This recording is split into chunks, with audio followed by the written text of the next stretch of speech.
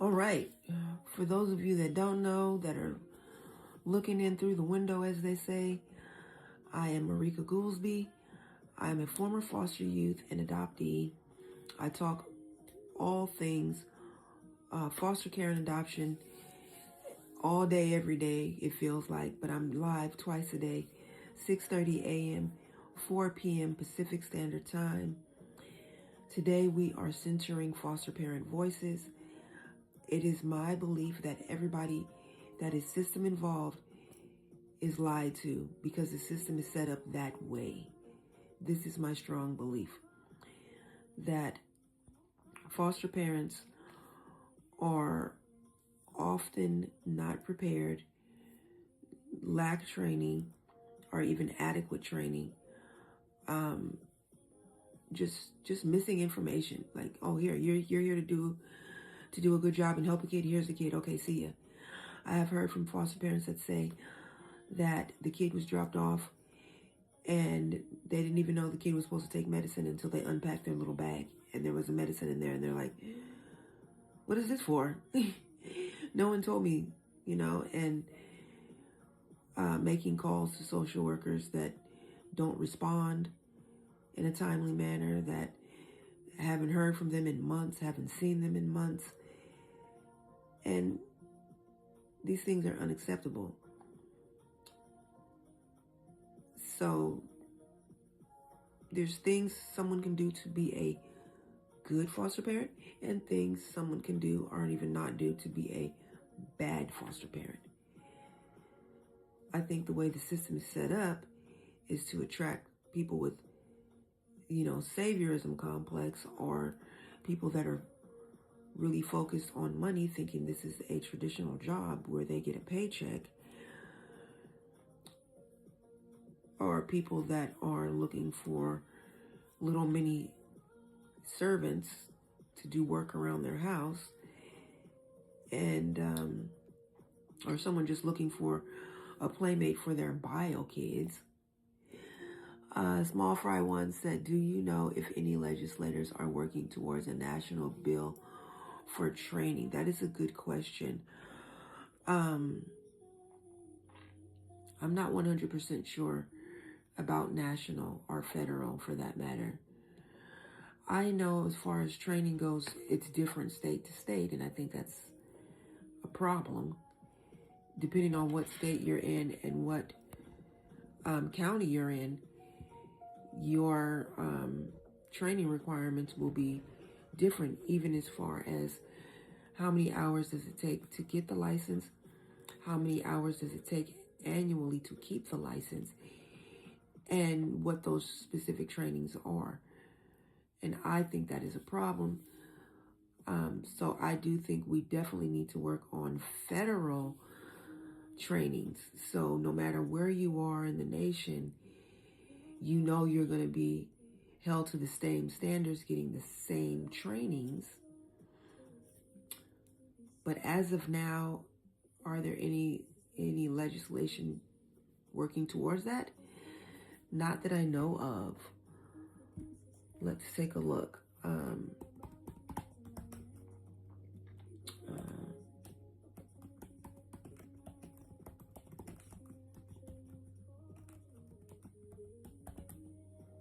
Let's take a look. I like to do a quick little search.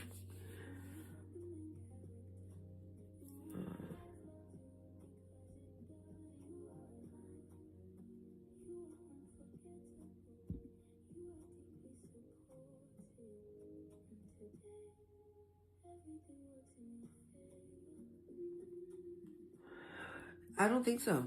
It doesn't look like it to me because, so what I found right now, okay, hold on. When I was in Georgia, it was different than here in Florida. Way different. Yes, that's exactly what I'm talking about. Like, depending on where you are, the training requirements are going to be different. And I have even heard people say that, the training requirements in this state were too much. They were intrusive. They were asking too much. So I moved to another state. Like, someone who moves to another state because it's easier,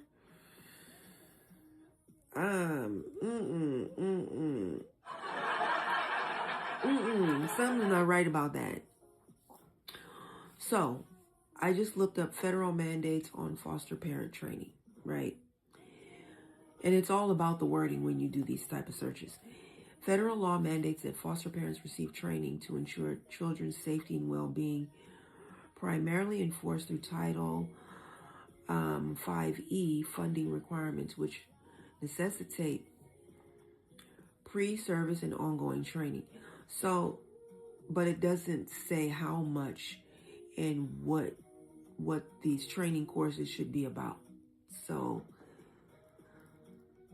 while the federal government mandates that training exists, specific hours and curriculum requirements such as trauma-informed care or PRIDE map are determined by individual states, often requiring 30 plus hours initially and annual in-service training. So that's, to me, is the problem. Like, I've talked to some foster parents that say that in their state, you know, you have to have, I'm just totally making up a number, for example. Hey, DJ Cal, you have to have, say, 8 hours of training annually. Some people will just take the same ones every year. Same ones, you know, to meet that requirement and move on with life. And I feel like that should not be a thing where I just take the same 2 or 3 trainings throughout the year to meet that requirement to maintain my license. Now, I don't know. I feel like, please justify to me, like, what has changed in the research, what is different, that you are taking the same training again. But yeah, that's an issue that, first of all, every state is different. One state requires 30 hours, one state requires 15, one state requires 8 hours. It's not good. It's not good. So that's the number one. And I think the number 2 thing is full disclosure about the children you're taking into your care. Full disclosure. No self-growth or awareness with same training. Exactly. And I think most of these trainings are not even geared towards self-growth at all. They're just geared towards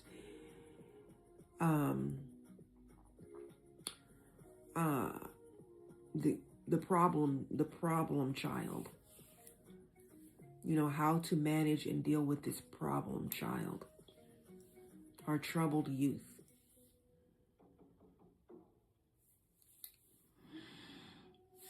So yeah, that is a real issue.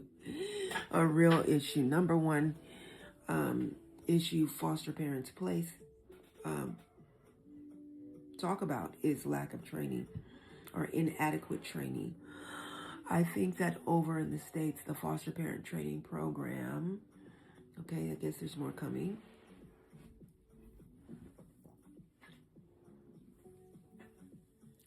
or whatever, should be federally run. Yes. I agree. That way it's not so random. A child's care should not depend on random where they were born, where they get moved to. There should be the same requirements in any state in America. Yes, I agree. It should not be so random. It should not be how to manage difficult behaviors 101. You know, like CPR and first aid. Are you in Ireland? Yeah. And right now, that's what we're dealing with, just randomness, just depending on where you are, depending on who your worker is. And there's actually, let me look at my notes. I think it's in Iowa. I could be wrong about that. Hold on. Where the trainings are mandatory, but which trainings are based on what your worker recommends.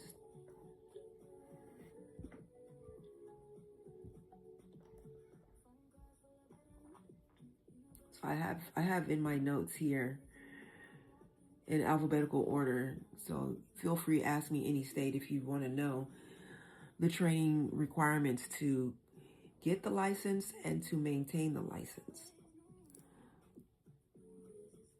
So I actually do have that information. But yeah, that's the number one issue with foster parents. Training, not being ready, not being prepared, kind of being given a kid and being told sink or swim, you know, like, and then to me this is enraging, right? That foster parents, when they call, I don't think this is going well. I don't know, you know, the kid won't eat food, or the kid is this, or, you know, what should I do? And they're like, oh, you're doing a great job, if you can get someone on the phone. Like, what? Oh, don't worry, everything is fine. You're doing a great job. Like, this is what a foster parent told me. They were told, no matter what they said. It's like, it takes an hour to get him dressed in the morning because he doesn't want to put on clothes. What do I do? Oh, don't worry, just be patient. You're doing a great job. Good morning, Joey. How are you? We are still looking for quality engagers to join the panel to have this discussion. I am hoping there will be foster parents to join to have this discussion. Foster parents and former foster parents, I will say, will be the ones on the panel today. Because, like I said previously, everybody that is system is involved is lied to. DJ Kyle said, another thing that needs to be less of these contracts that doesn't show stability. I see what you're saying. I think you're saying as far as all of the frequent moves that children have to go through. Superfan Christina, welcome in. Today we are centering foster parent voices. I want to hear from foster parents and former foster parents. Even if they are former and current kinship foster care, fictive kinship foster care. Yeah, that's who I want to hear from today. Like, the first thing that came up so far is about trainings and how different it is state to state. Everywhere you go, every state you go is a little slightly different. I think that's a problem. And then the curriculum is different. I think that is a problem. You know, people have said they foster in different states and felt how different it is. Let's see. Thank you so much for sharing the live. You know, that is a big deal and really does help the room thrive. Heart, share, tap, heart, share, tap, heart, share, tap.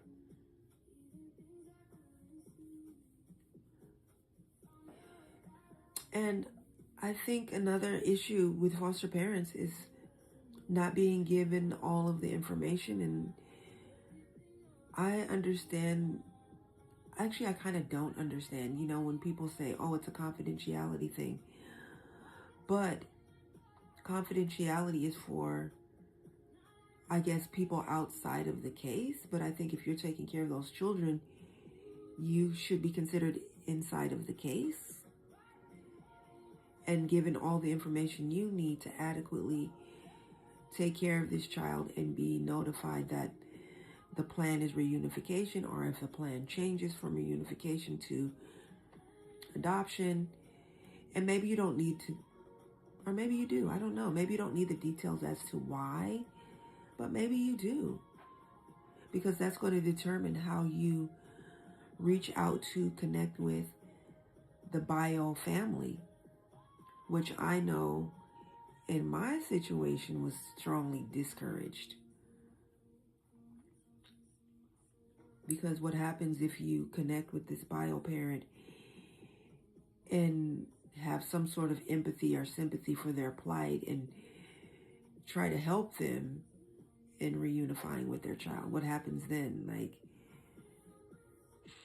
like human connections. I think that's important rather than having a middle person that tells you only all negative aspects of this person, which creates division and fear on both sides. So that's what I've mostly heard from foster parents, that we were encouraged not to speak directly with bio family, but to go through them to arrange visits, go through social worker to be told what I need to know. Thank you for getting the title gifter of the donuts. That is quality. Appreciate you. So yeah, this is what we're talking about. I'm looking for quality engagers. Quality meaning you got a daily heartbeat, you've tapped the screen 1K times or more, you've shared to 64 or more, which is a good power share, or you have participated in the gift gallery and live goals. So all those things make good quality. Oh, we have a request. Let me see. Yay, I will gladly check your stats,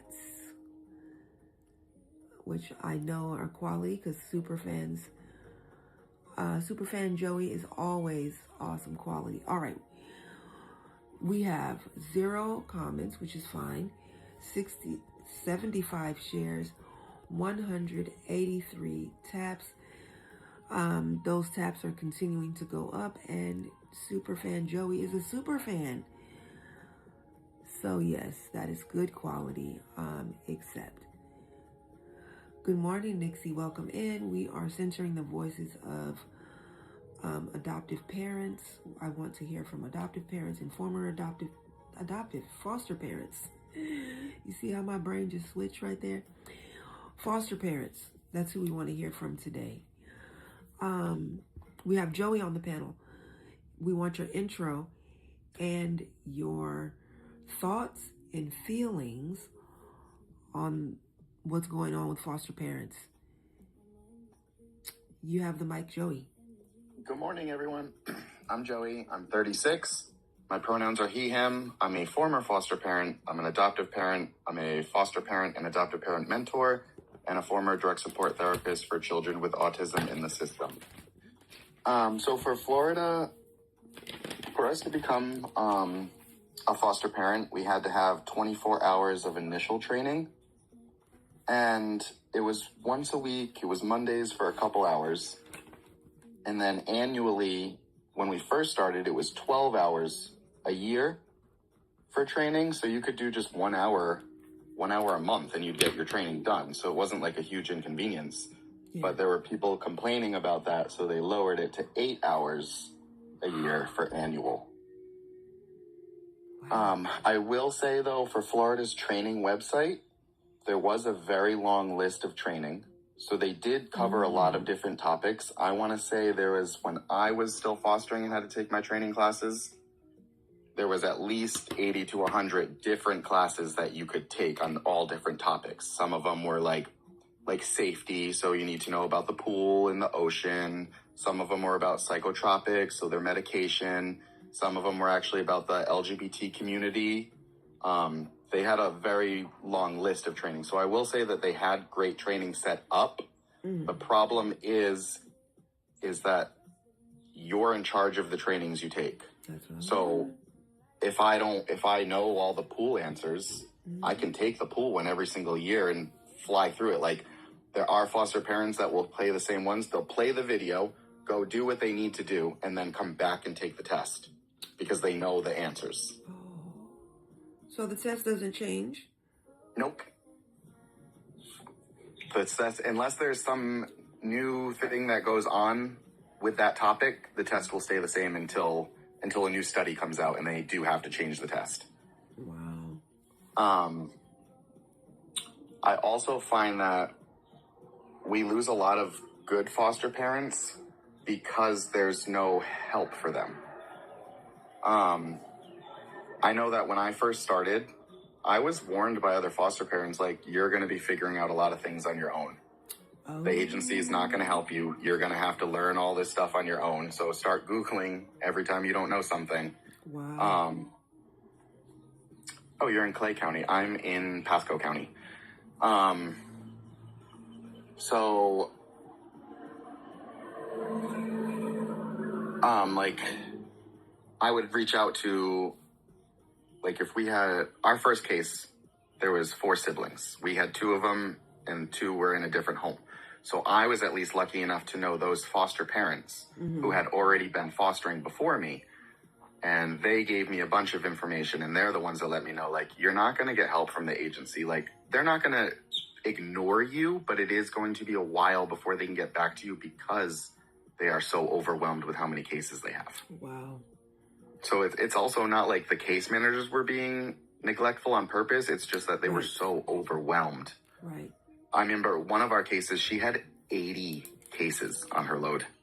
And they're supposed to see these kids how many times in a month? At least once a month. They try to make it every 25 days. But it's at least once a month they have to be in home to see them. And one out of every 3 months has to be a surprise visit where they just knock on your door and they're like, hey, we're here for a visit. Once every 3 months? Yes. At least that's how our agency did it. Right. 80 cases? Yes, I felt so bad for her. That's why I was like, whenever, I'm always home, so just show up. If you need to do a visit, just show up. Like, my door's open. We'll fill out the paperwork. You can hang out with the child. You can talk to them. Like, but I do find a lot of foster parents, a lot of the good ones, the better ones, are leaving because they're just overwhelmed and they don't know what to do. Yeah. So they go in with this good intention. They're like, yes, I'm going to be able to do this, this, and this. But they don't have the resources or the education to be able to do that. And the people that do aren't able to get in touch with us in time.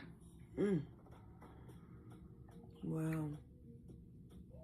I know with the case, like, for the people that are in this room that know me, or I'm sorry, that don't know me, I am an adoptive father of 6.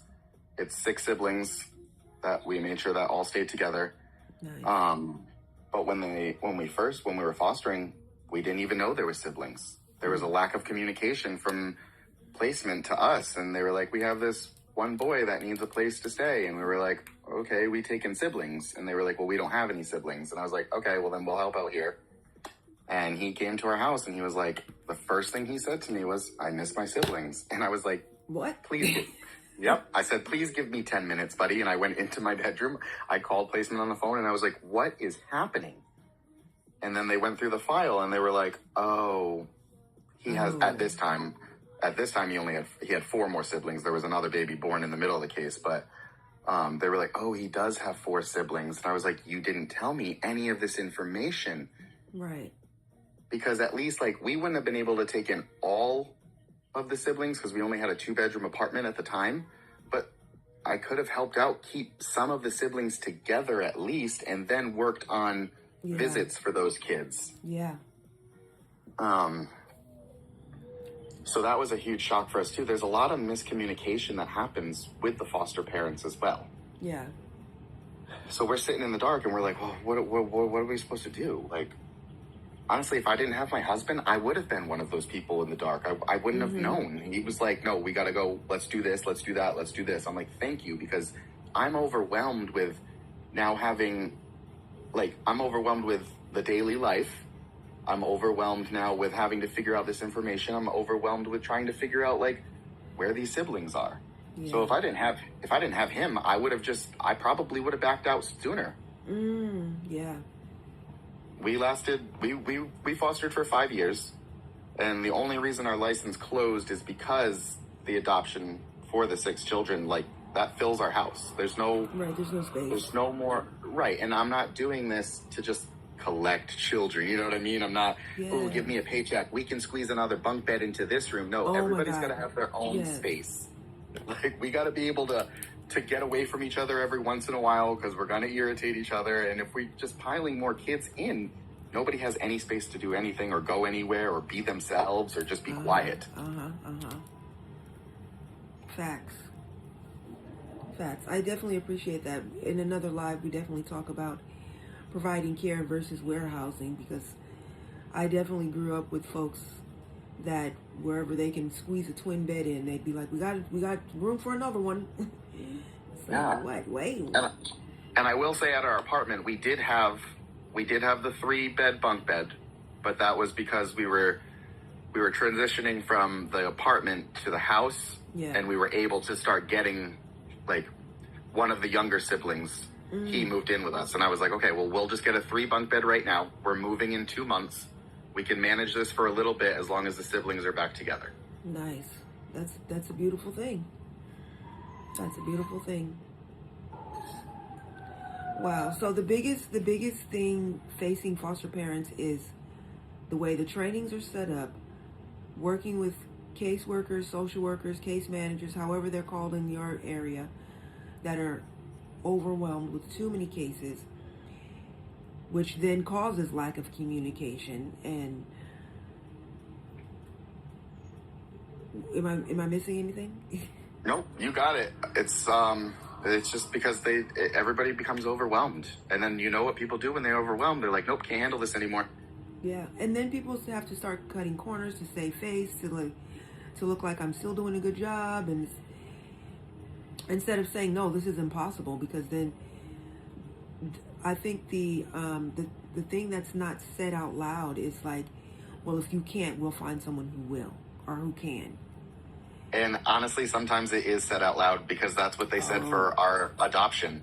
Oh. When they were like, well, if you don't adopt all 6 kids, we're going to adopt them out to separate homes. So if you can't do it, other people will. And I was like, we spent 3 years getting this entire family back together. We spent 3 years getting all the siblings together. I spent 3 years building a relationship with their maternal grandmother, with their father. So I don't want all that to just be thrown out the window. And now what happens to the biological family after, if we decide no? Now they might not get contact with those kids anymore. So now we're reopening up a wound for children, causing another additional trauma onto them, or building from the trauma that they already have, at least. That's some bullying tactics. So it really was. I feel like the social workers being bullied to finalize as many adoptions as possible, so then you get bullied. Because what happens too is it's a whole different person. So when you go from the foster towards the adoption, you lose that case manager that was your foster for the children. And then a new case manager comes in for the adoption portion. So I think the adoption people might have a different mindset as opposed to the case managers that are working the foster, because I've never heard that from a case manager or my foster, only from the adoption case manager. But I'm sure they're getting bullied to push the case in a certain way towards TPR so they can pass it along. Right, because their files look better when they do get the children out of the system and into a quote-unquote stable home. Oh my goodness. And where is the focus on reunification in any of that? From me. Right. That's all it came from. Everybody else was like, well, mom's not doing this and mom's not doing that. I'm like, well, can we talk about what mom is doing? Because if she's completed this, this, and this, maybe she's just a little overwhelmed right now because she just finished 2 or 3 other classes that you're adding on to her. Right. So let's not talk about what she's not doing. Tell me what she is doing, because I don't want you to fill my head with negative about this woman. That's beautiful. That's a beautiful thing, because a lot of people don't. Thank you for chiming in. I hope you do stick around. We want to hear from you again. Yeah, I'll be around. Because you are a super fan, you are more than welcome to hang out on the panel. And I am going to check with the next request to come up. All right. Thank you. Thank you. Nixie. Let's see. Nixie is a moderator and a super fan. And let's check your stats, because that's what we do. All right. Nixie has 55 shares, 622 likes. All right. So a high quality engager in the making, at least today. But I'll accept your request because she's our moderator, and moderators have to be on the panel. All right, Nixie, let's get your intro. And yeah,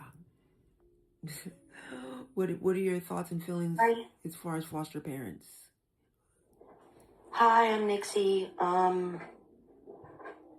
39, she, her. Adoptee,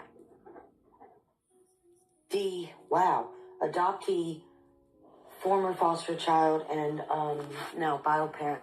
And honestly, as far as like, I mean, I don't know the ins and outs of being a foster parent because I've never obviously been a foster parent. But, you know,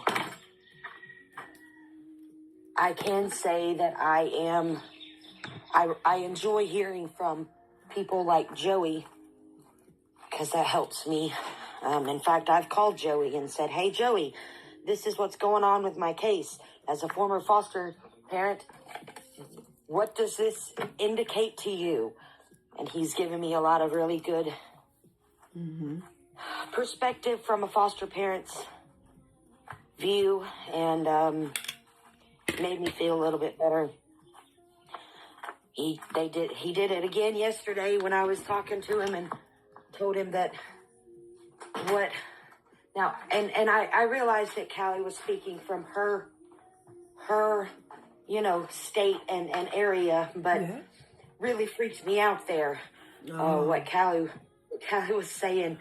Right. And Joey, I called Joey. I'm like, Joey, this really freaked me out. I'm really starting to get nervous now. And he goes, no, don't worry about it. Yeah. He was like, if they were trying to run out the 90-day clock with you, they would have given you a long list of stuff to do, an almost impossible list of stuff to do way before this period. So, makes you feel a little bit, it makes me feel a little bit better when, especially as a bio parent,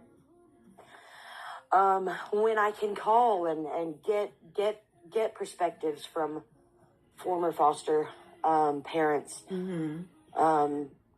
So, I think it's very, very important that foster parents talk in this space, because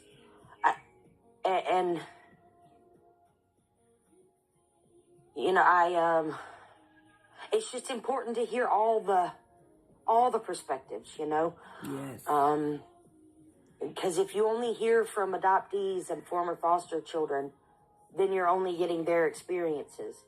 Okay. Now, if you only hear from social workers, you're only getting their experiences. And that doesn't give you a full view of what the whole system is. So, we need to hear from all of them. And it makes me feel good as a bio parent to be able to come to Joey and say, hey, Joey, they're letting me put my daughter on my private insurance instead of insisting that she just go on Medicaid. Is that a good sign? And, Joey was like, yeah, I think that is a good sign. They're still letting you have some control there. And that way you're also showing that you're willing to do what it takes to take care of your kids.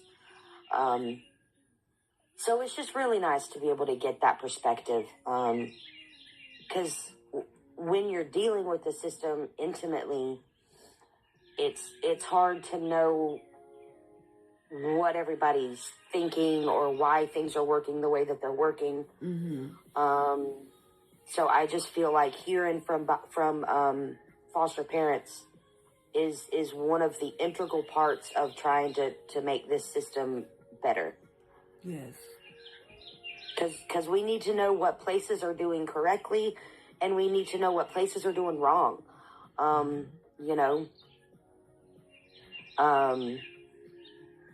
So, if we don't ever hear from foster parents, people like Joey just saying, hey, they absolutely said, if you don't want all of these children, then we'll put them elsewhere. We need to hear that threats like that are going around, because I don't think that should ever be a threat. It should never be a threat. But yeah, I think it's very important to hear from foster parents. Like I said, how are we going to know if we don't know everything? Yeah. Thank you so much for chiming in, Nixie. I appreciate you basically validating that, yeah, this is an important conversation to have. It's important space to provide for foster parents to speak up, because, the foster parents I had were the bad guy, but they were not everybody. To me, if they were the only ones, it would be too much. So there are too many quote unquote bad foster parents. We need to support and lift up the foster parents that are doing it correctly and give them the support and the training that they need, and weed out the folks that are saying things like, I've applied for jobs everywhere and nobody's hiring, so I'll be a foster parent because I can just house a kid and get paid. That's not what this is. That's not what this is. And I think there's something so important about, a child's caregivers being on the same page. Like, everybody seems to understand that when we're talking about people that are divorced, that, you need to go to, co-parenting classes and be co-parents, and everybody's on the same page taking care of this child. But somehow it's different when you're talking about foster care, because the foster parent and the bio parent are not allowed to be on the same page. A lot of times they have to go through the social worker as a middleman to arrange visits for all communications, to even know what's happening in the case. And I think that is so damaging and detrimental to the care of the child. It's also damaging and detrimental to reunification, if that's even on the table. Because if I'm kept separate from you and only told horrible things about you, and now I'm looking at you with judgment and side eye, like, no, I'm keeping this kid away from you for safety. And don't get me wrong, in some situations that is the case. But the person caring for the child still needs to know that and understand that, and still, I think, be encouraged to have a conversation with this person. So what was going on with you?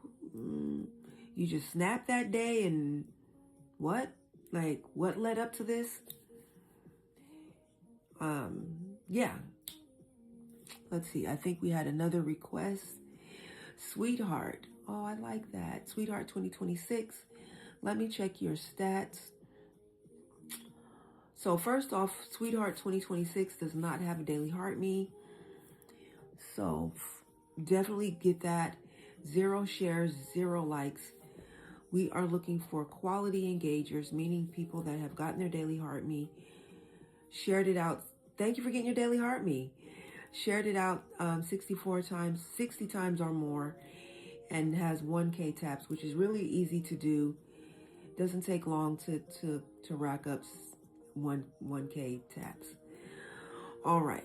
So we will check your stats again in a few minutes, and then bring you up to chime in, because I do want to hear from high quality engagers as well, centering foster parent voices.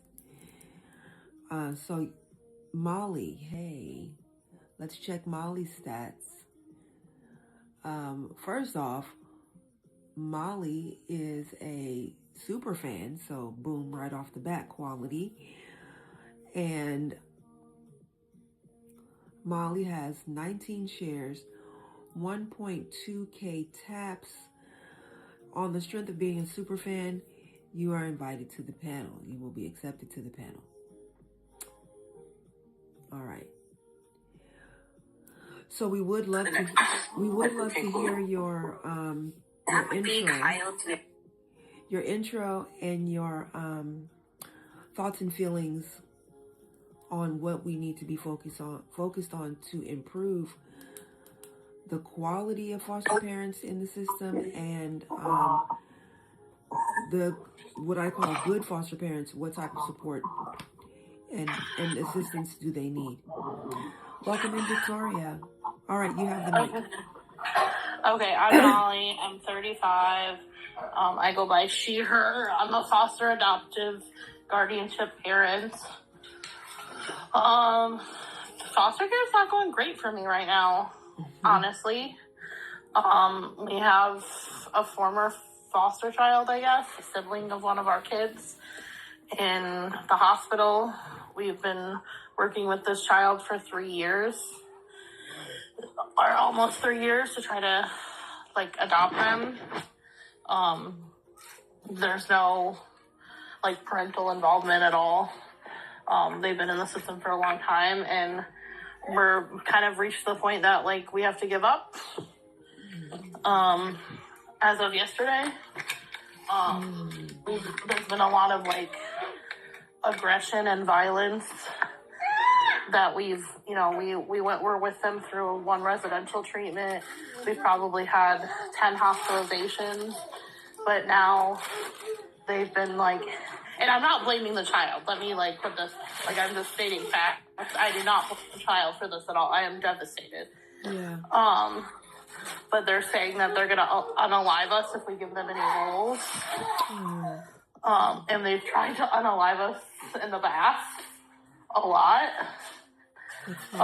There's also some, like, mental health things going on, like, involving, like, paranoia and delusions and stuff. So, like, once again, not blaming them.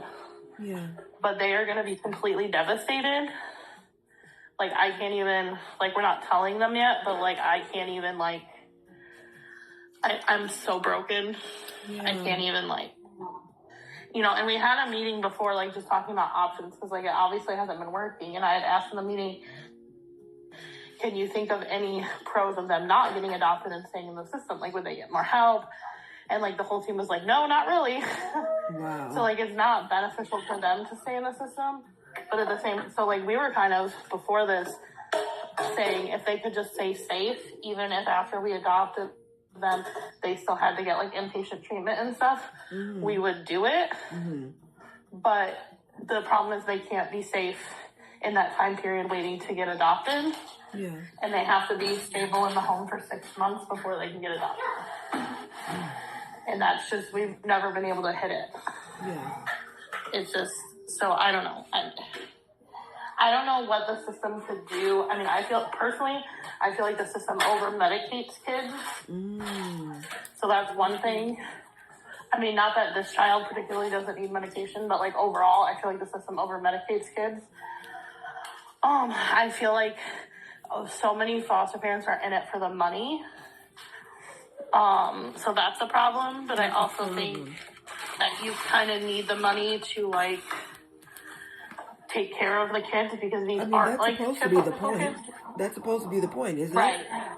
Right, but you can't get rid of the money, so I don't know what,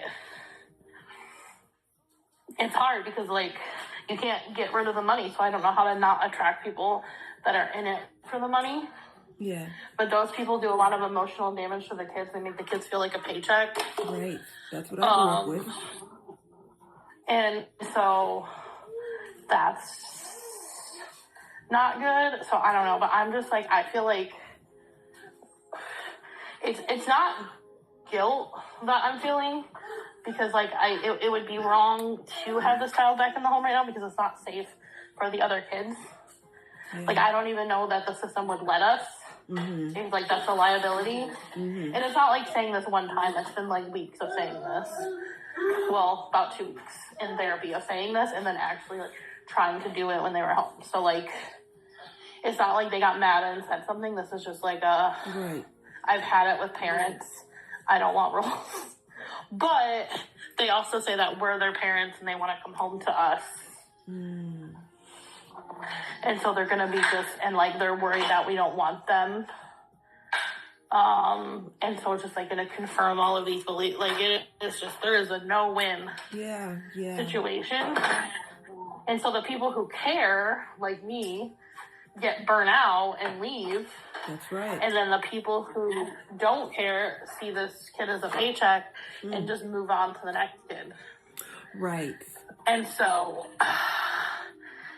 yeah, I don't, like, her team's really good. Her caseworker's really good. Like, this isn't, like, I don't know if this is, like, a system failing situation or, like, just mental health and trauma. I mean, like, obviously the system has, like, failed in some ways, but she's had some really good caseworkers. Some have, like, stayed in their life. Like, I guess I'm saying, like, sometimes it's just the nature of the system and the work and trauma that is messy. And it's not gonna always have happy endings. That sounds so depressing. It does, but it is true. It does, but it is true. There are casualties. Like, we have had so much support, every, like, service available. We are, like, so on board and so trained and all of the things, and it doesn't, in this particular case, it just doesn't matter. Like, and it is, I'm not saying that we're, like, perfect, but, like, But you feel like you definitely really have better case scenario. Yeah, like, we're really highly trained, have a lot of supports, hired a nanny, moved to a bigger house. Like, I'm almost done with my, like, master's in social work. Like, I've done this several times before. Yeah. She was the only kid in the house with, like, behavior issues because the other kids were, like, older. Yeah. Like, all of the things. Special, like, mentor, like, all, like, in a, like, experimental program that throws more money and services at these kids to try to keep them out of residential. And it just, and that happens. Like, I think people are like, oh, if you just love them. Yeah, no. And then it's like, oh, if you love them. I think we've moved out of the love them, but it's then if you love them and you're properly trained. But, which obviously is good. Obviously. But it still doesn't necessarily matter. And I'm not talking about, like, for me, success is, like, the kid having the best life they can and a family if that's what they want. It was never successes. They go, like, I wasn't expecting these, like, perfect children. Yeah. But There's this a question. to me is a failure because it's gonna hurt. Oh. There's a question for you in the chat. Do you go to or get involved in her case treatment plan when she gets in mental hospitals? Yes. Yeah. Yes. I knew that. Yeah.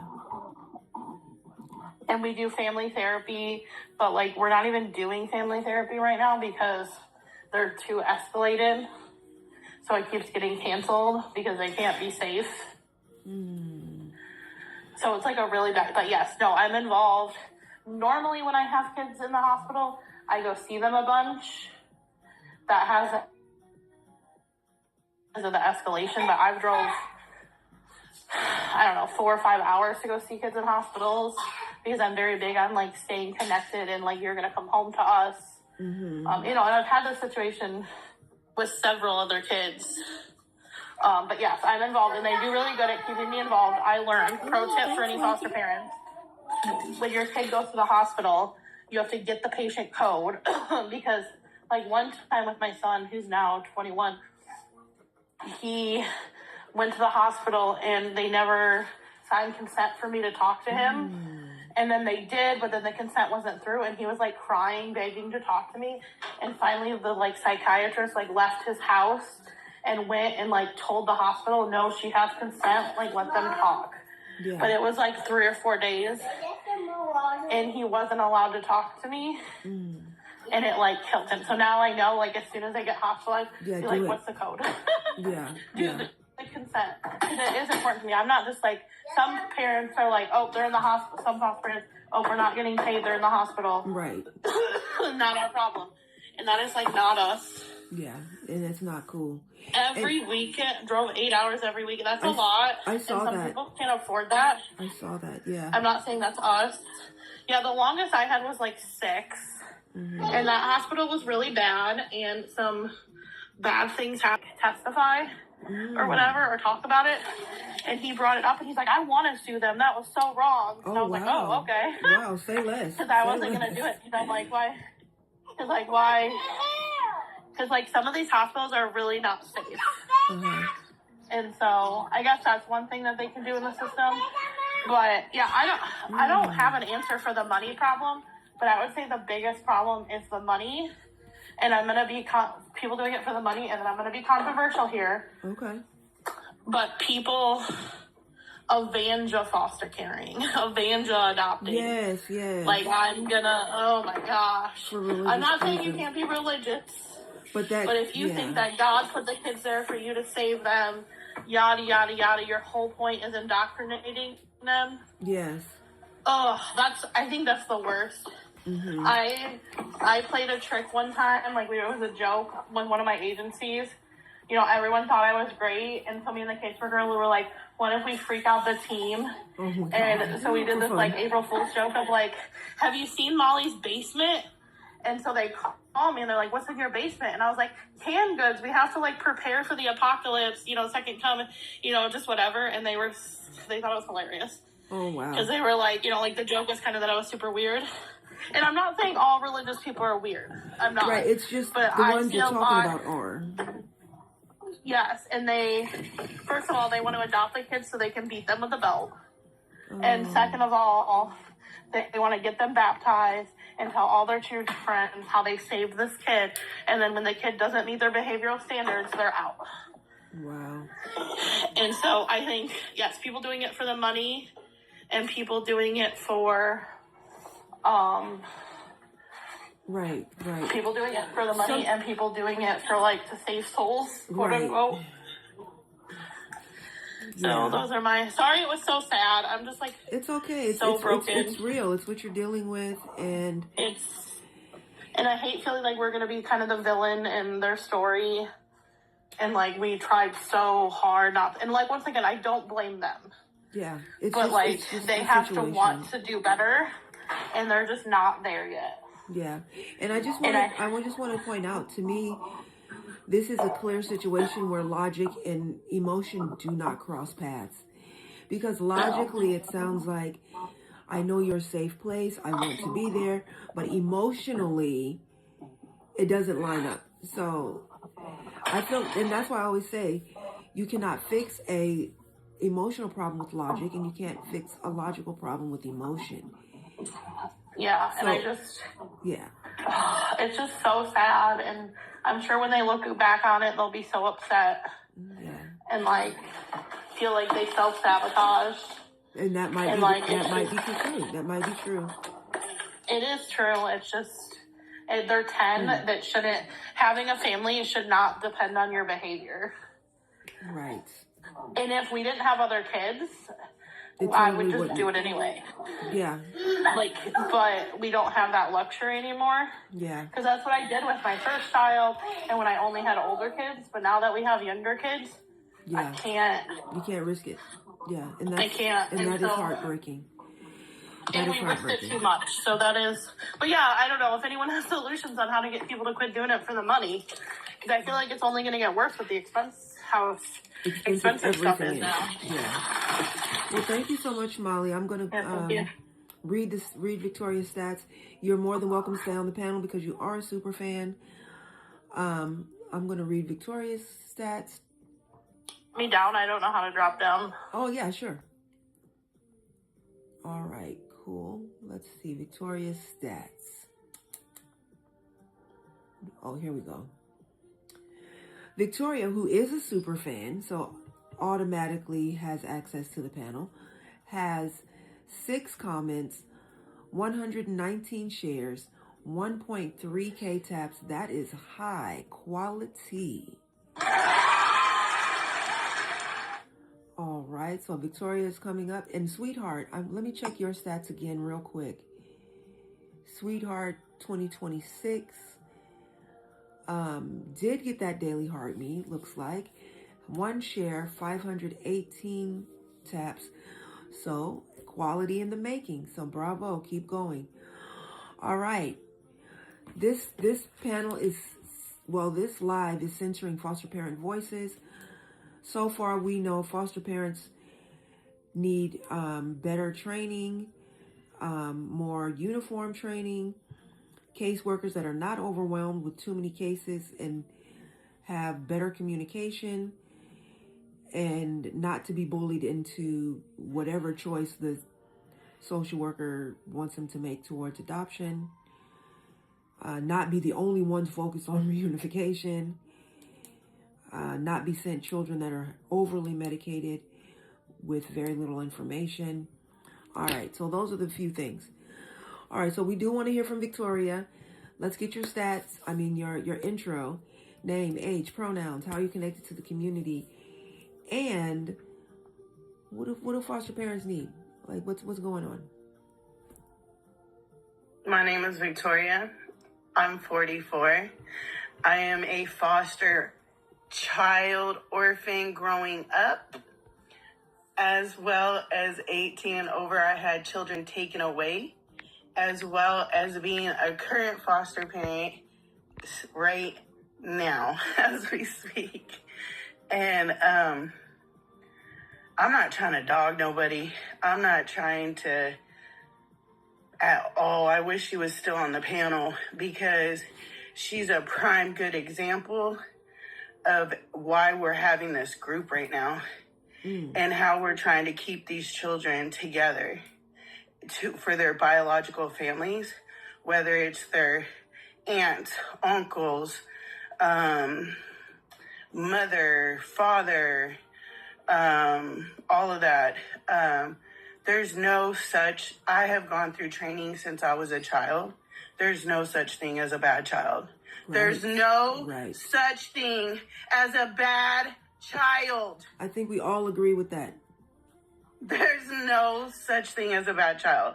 Fact. There's a such thing as acting out, and you have to get to the bottom of that. And what's wrong with these foster parents is that they get up here and they get all these children or the child, and then they just let them go. Like, you just heard her. Like, I don't care if she was in your home a year, 2 years. You don't give up, because these children are that they have nothing. Yeah, I don't hear that she's giving up. Go ahead. One thing about the system, it's a system. I'm not attacking anybody but the system right now. And the foster parents play a big part in the system failure too. And so one of the things is stability. And when you have a child that is, mind you, I told you, I also got stabbed 6 times. And I haven't even told this part of that story. In 2021, I got stabbed by the dad and the older child that I had fostering in my house. My husband got stabbed once. I got stabbed 6 times. So I'm not saying anything that I have not. I told you guys a long time ago. In the beginning of all this, I wanted the worst to the worst to the worst kids, because that's how I feel like. These the worst kids are the ones that get thrown. They're the ones that get locked up in these mental institutions, and no one's there to vouch for them. No one's there to do whatever. My son is part of this little thing that I'm out here fighting for, on getting out of a mental institution.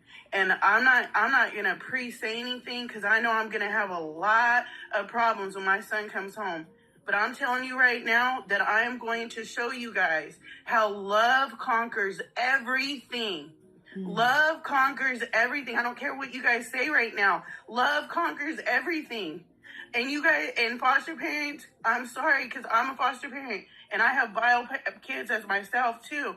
And I told you guys this in this group a while back too.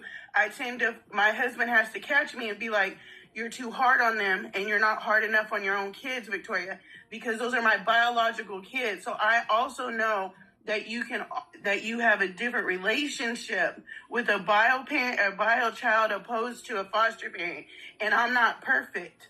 Okay, I'm not perfect. We all make mistakes. You know what I mean? True. But these children get stuck in this cycle of, like, for instance, if you talk to Isaiah right now today, and you're like, "Mijo, why do you act up? Why?"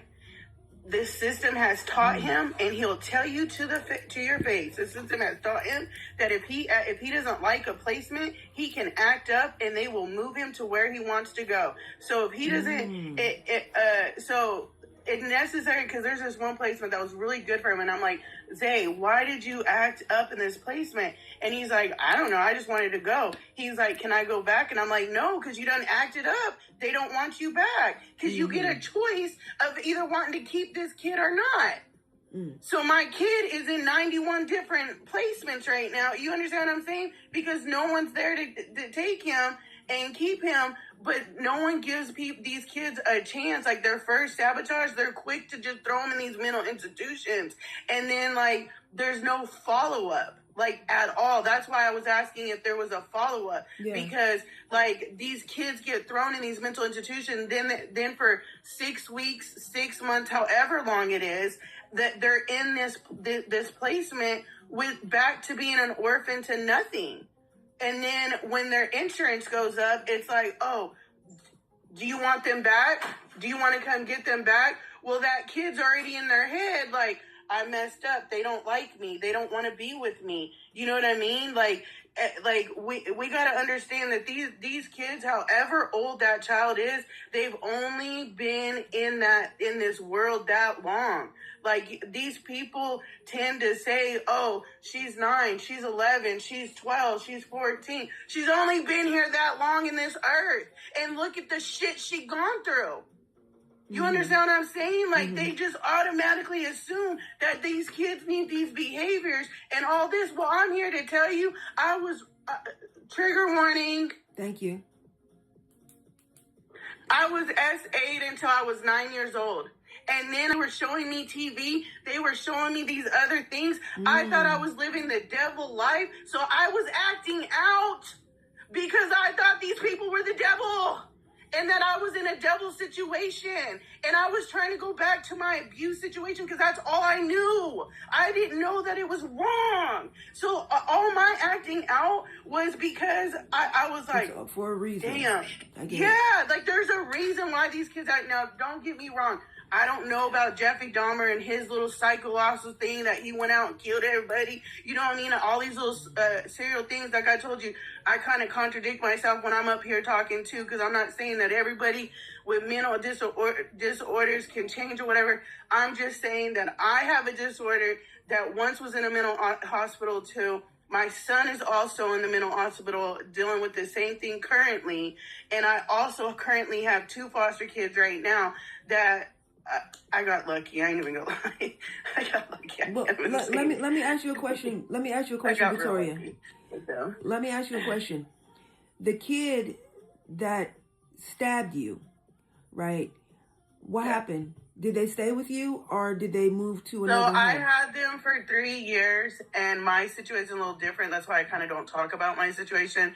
Me and Matt had them for 3 years in our house, and they were already teenagers. I got him and his siblings back into school, and they were doing really well. The dad got out of prison, and one of the children were 18, and the other ones were minors. And so I couldn't allow the younger ones to go visit. This is the other reason why I'm like, I agree with, like, introducing bio parents and stuff, but we have to, there's a line on that too, because, like, this is what happened to me. And Brandon wanted to go see his dad that got out of prison, and he was doing so good, and he was 18. So I was like, I'm kind of sad right now because this family has reached out to me recently, and one thing that Brandon tells me is, you always taught us, no matter what we've done, you will always love us. And so right now I'm still trying. Like, my family is saying, oh, fuck them. And I'm, like, in the situation where I'm, like, I had to switch my telephone number and switch a lot of things in my life because he was calling me from jail and stuff. So, I was answering it, and it's hard because I love Brandon. Like, I love these kids, you know what I mean? And I don't blame Brandon. What happened was his dad got out of prison. I went and let him, I dropped him off to his dad, and then they came over. I seen him on the ring door before they came to my door, and I knew that someone was up, so I didn't open my door. And I was like, Brandon, come back, because my other kids and everybody were at a Halloween party. And so I was like, Brandon, go y'all come back. Don't come in here. And he was like, the dad was like, open the fucking door. And I was like, hell no. So I got on the phone and called 911. But at that point, he was no longer living with you, or he was still living with you? Brandon was living with me, but he stayed the weekend with the dad. Okay. Yeah. And then on Sunday they came back. Okay. And then the dad broke my... But you knew it wasn't safe. You knew it wasn't safe. Yeah, the whole thing was caught on 911. Like I as soon as the way that they came up, they had knives in their hands and stuff. So the way that they came up, I caught it on my doorbell cam. Yeah. So after and that happened in Edmond, Oklahoma. So after that, was he no longer living with you, or he was living with you still? They were all living with me still, even after 18. But Brandon wanted to be with his dad after his dad got out of prison. Oh, no, so I'm saying like after that incident, then he just stayed with his dad? Oh, no. After that incident, he got arrested. He's still in jail, and his dad got unalived during the situation. Oh, damn. Sorry. Yeah.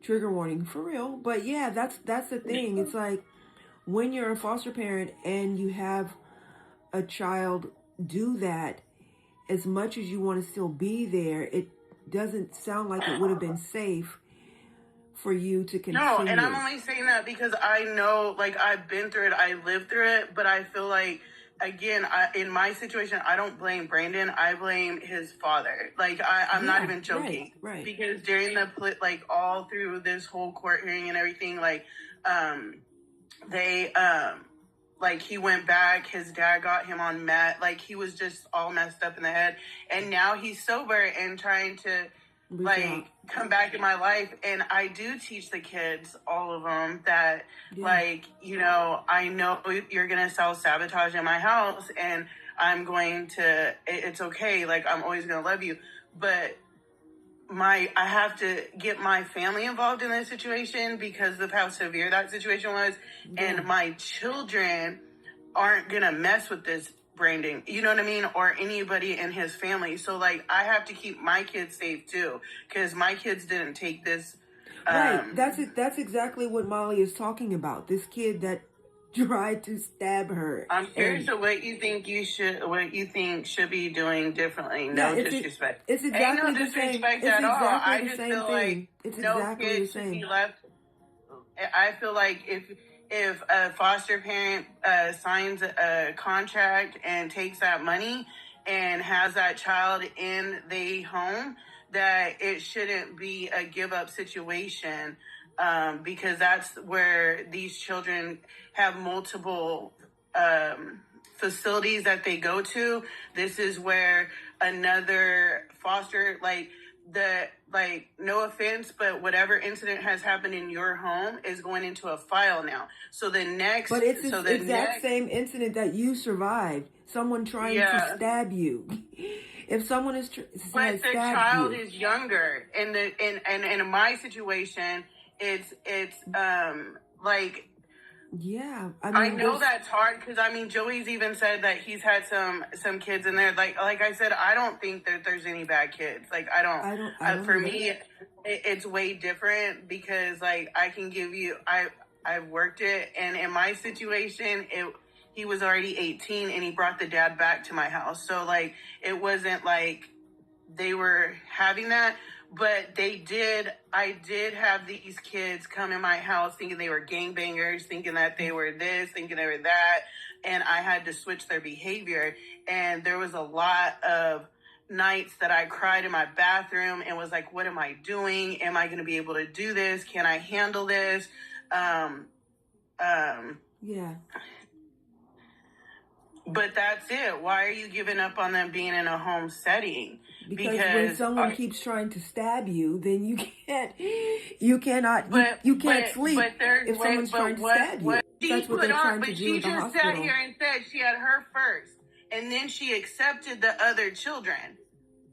So if she would have just dealt with that one first and knew the behavior with that one first, this is what I'm saying. I can understand afterwards, yeah, you got other kids now, so now you got to get rid of her. But if we would have just kept the one to begin with and not add more kids to it, then we could have got to the. Maybe that's the stressor. But there's a process to figuring that out. Okay. But I agree with that. I just feel like everybody has their own way of doing things, and I may not saying it right, but I'm just going off what she told the group, and she said that she had this little girl first, and then brought younger ones. She said she had the younger kids first, and then she came, and it probably was. There probably were moments of stability that unraveled for whatever reason. Earlier. All right. Well, we got to go to our next person. Thank you so much, Victoria, for chiming in. You're welcome. I appreciate you. All right. Joey had a hand up. I saw that. We're going to give Joey an additional 5. Go ahead, Joey. Do you want me to do my introduction again? Just in case people haven't heard, yeah. Hi, everyone. I'm Joey. I'm 36. My pronouns are he, him. I'm a former foster parent. I'm an adoptive parent. I'm a foster parent and adoptive parent mentor, and a former direct support therapist for children with autism in the system. I will agree that there are no bad children. There are not. It's trauma. It's situational. There's no bad children. Mm-hmm. But I think the problem is that we don't have the proper training as foster parents to be able to handle certain situations. Yeah. So what do I do? There are some situations that do need medical professionals to step in because they have that proper training to be able to do it. Mm-hmm. And I understand the stability, but there's also other people in the home that need stability as well too, is what we have to think about. And so, like, reading through the comments, the younger children were there first. You got to protect. Like, that's what it comes down to, is protecting. And if you don't have that training to be able to protect, then you have to reach out and find help. You have to find, and I think she's doing this for the child.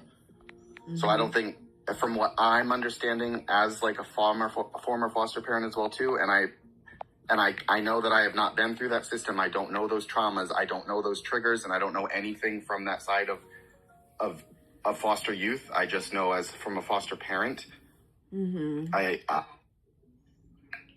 We have to know what we can handle and what we cannot handle. Because when we try to handle things that we can't handle is when things escalate, and that's when terrible things start to happen. Right.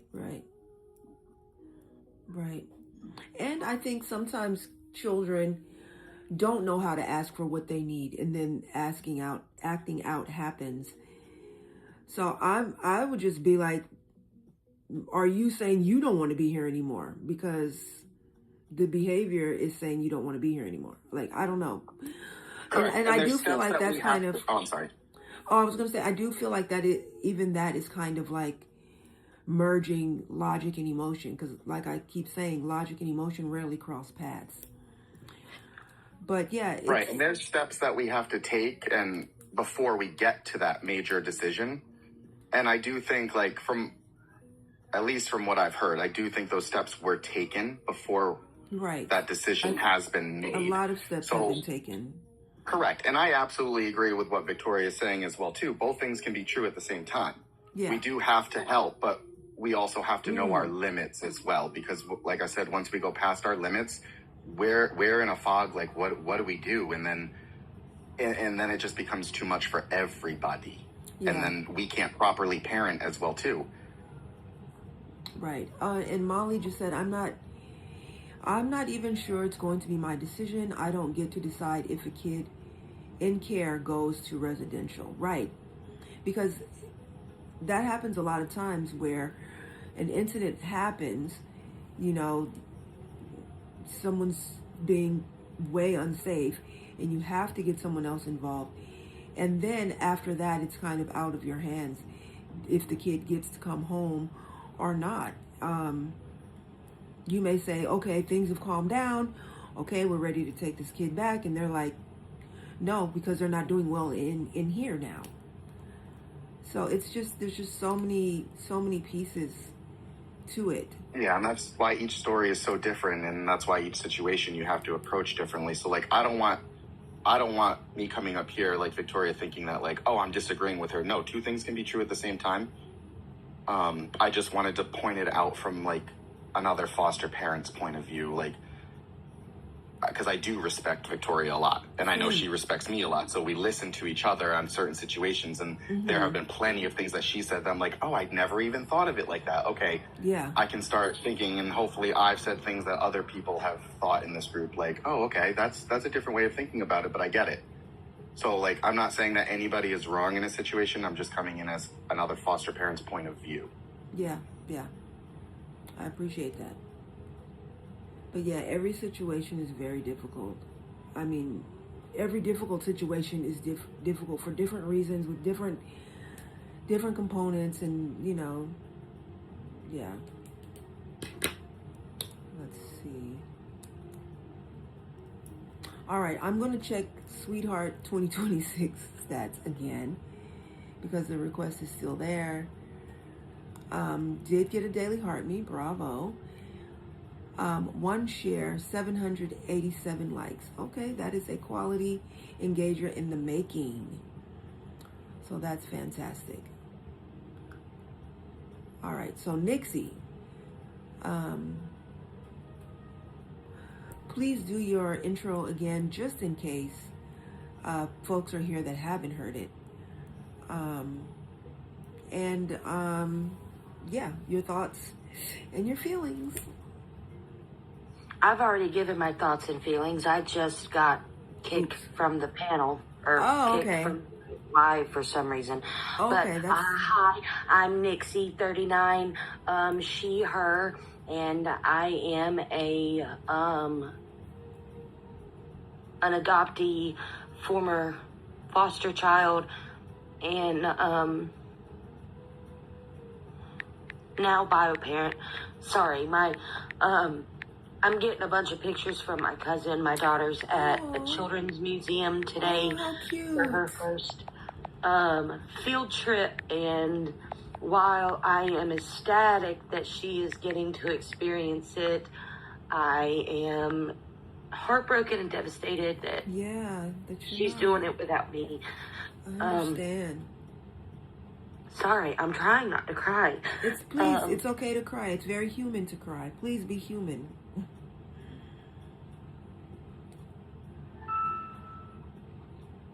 Sorry, It's okay. It's okay. You don't have to be sorry. You don't have to apologize at all. I feel like this isn't fair. Yeah. And I just want it to be over. I didn't miss any of my son's firsts, and now I've missed so many of my daughter's firsts, all because of this situation, and it's just... Yeah. It's just not fair. Anyway, I'm done. Okay. Right. No, actually, I will say a couple things. Okay. To Molly, as a child who was also considered a problem child, I understand the rock and a hard place you're in right now. And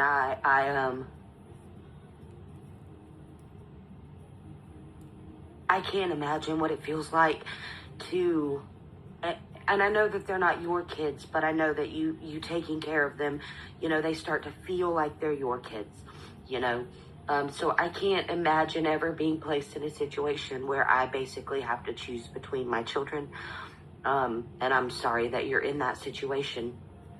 And to Victoria, I'm so sorry for everything that you have been through in your care, in your time with care, and also in your time of giving care. And those are impossible situations too, and I'm so sorry that you had to go through that as well. But yeah, that's what I wanted to say. Thank you. Thank you. I appreciate you being here, Nixie. I will go ahead and stop your time. Because you are a super fan, you can definitely just remain on the panel. What you guys are seeing is 3 super fans on the panel. Let me see. We have someone requesting up. It is Molly in the minis. Yes. Please do your intro again, and you have an additional 5 to chime in. I'm Molly. I'm 35. I'm a foster guardianship and adopt parent. And I like definitely understand where they're coming from. Like, I think we all love kids here and want what's best for them. I was kind of confusing, so I wanted to clarify. I was saying in other situations I've had, like with my first adoption of my son, who's now 21, he was my first, so he had a lot of aggressive behaviors, and I was able to like keep him out of residential because he was the only kid in the home. With the situation I'm talking about now, I already had my 2 adoptive granddaughters, and the only placement I've taken since then is a sibling of the placement I'm talking about. So the little girls were here first. That being said, like, just because I'm basically not fighting residential doesn't mean that like I'm out of this child's life at all. That is not how I've worked. I've had this situation happen one other time during COVID with a child, and they still call me from jail, and I still went to visit them in all their residentials. And when this child was in residential, we weren't getting paid, and we were still there like every week. Like, getting paid for us is a means to take care of the child. It doesn't affect like whether we feel responsible or like their parent. But like, I do understand where it's coming from, because it's a horrible situation and this child's gonna like feel abandoned regardless. And I do understand that, and I understand that it's not their fault. But yes, the younger kids were here first, and the younger kids are adopted. And even if this was my like biological child, I guess I don't have biological children, but I think even if this was my biological child or one of my adopted kids, I would still be looking for like residential treatment, because it's just not safe. Like, it's just, and when I say not safe, I'm not to like, I feel like people use not safe for sometimes, but this is different because like even the hospital is saying it's not safe. Like, it's not us. And there was different times where residential was recommended, and then we fought it, and then still ended up with residential like months later.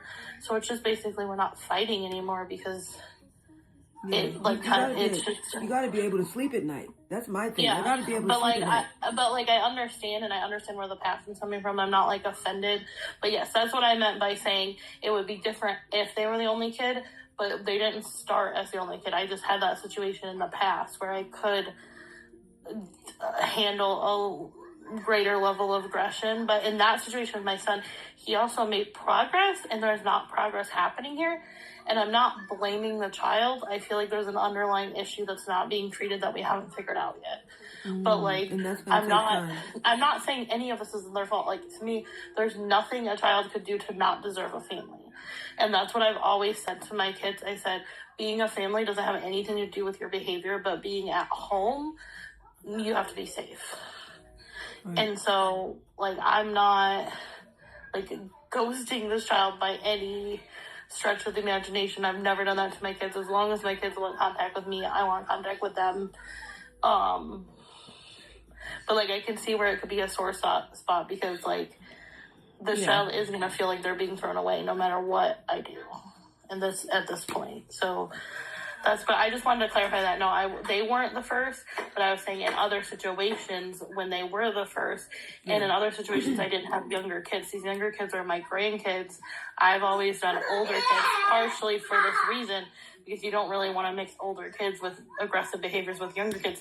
Not that any of my kids have went after the younger kids. It's not like that. It's being a witness to it, a party to it. Right. Definitely being a witness to it. Yes, that's like basically it's domestic violence. It's not. Yeah. So I just wanted to clarify that, because I did say it in a confusing way, because I was trying to like not do too many identifying statements about the kids. But yes, they weren't my first. I already had a 2-year-old and I don't know what ages they were, but young kids. I already had 2 young kids, my grandkids. And I asked beforehand, is this kid safe around other kids? Like, is it? And, it was deemed appropriate. They had been with younger kids before, so I didn't. That was not the fear, right? Yes. So, but yeah, with my son, like, I was able to make him the whole focus for, like, years. And then we got a child that was, like, the same age as him. So, it was different. But yeah, I was able to, like, a toddler could not have lived through what I lived through with my son. That wouldn't have been fair. So, Anyway, I'm not offended. Like, I All right. understand where the passion's coming from. That's all. I just wanted to clarify those things. Thank you so much, Molly. I appreciate you. All right. And Molly is a super fan and more than welcome to stay on the panel as well. All right, let's see. Someone else is requesting. Nope, they changed their mind. All right, cool. So yeah, just to recap, my name is Marika Goolsby. I'm a former foster youth and adoptee. I was adopted out of the foster care system. I wrote a book about my time in care. It is available from the TikTok shop and anywhere else books are sold. And today we are centering foster parent voices. So far we have learned foster parent need better training, more uniform training throughout the nation, which should be federally mandated. They need caseworkers or social workers or case managers, however they're called in your area, that are not overwhelmed with too many cases, so much so that there's a lack of communication, lack of support, that are not bullying into one direction or another as far as like fostering long-term or adopting. Let's see, foster parents need to not be the only folks focused on reunification. Everybody should be focused on reunification if that is a possibility. I know it is not always a possibility, but whenever it is. And foster parents need to be sent children placements that are not over-medicated, because that's a big deal. And foster parents need to be working with hospitals that are actually safe places for children in crisis that's temporary. That, okay, you had a breakdown, you had a meltdown. Let's get to the bottom of it as quickly as possible so we can get you back into your stable home. And yeah, we need to talk about how the system teaches kids to act up to be moved. And, you know, I don't know if that's a matter of making it clear that the place you're moving to is going to be the hospital or back here. I don't know. That it's very complex.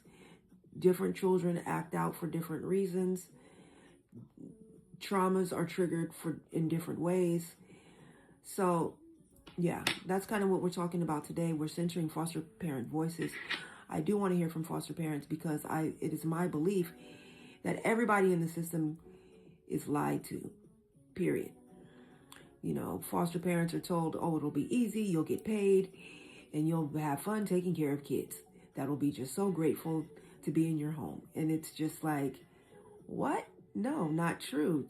Children are traumatized. Children are dealing with separation trauma, maternal separation trauma specifically. Children are dealing with trauma of the previous placement, of being moved place to place to place. Yes, hold on one second, Victoria, I see you. So, yeah, I'm like, people need to have full disclosure. This is what you're getting into. This is what you need to be prepared for. You know, cases vary.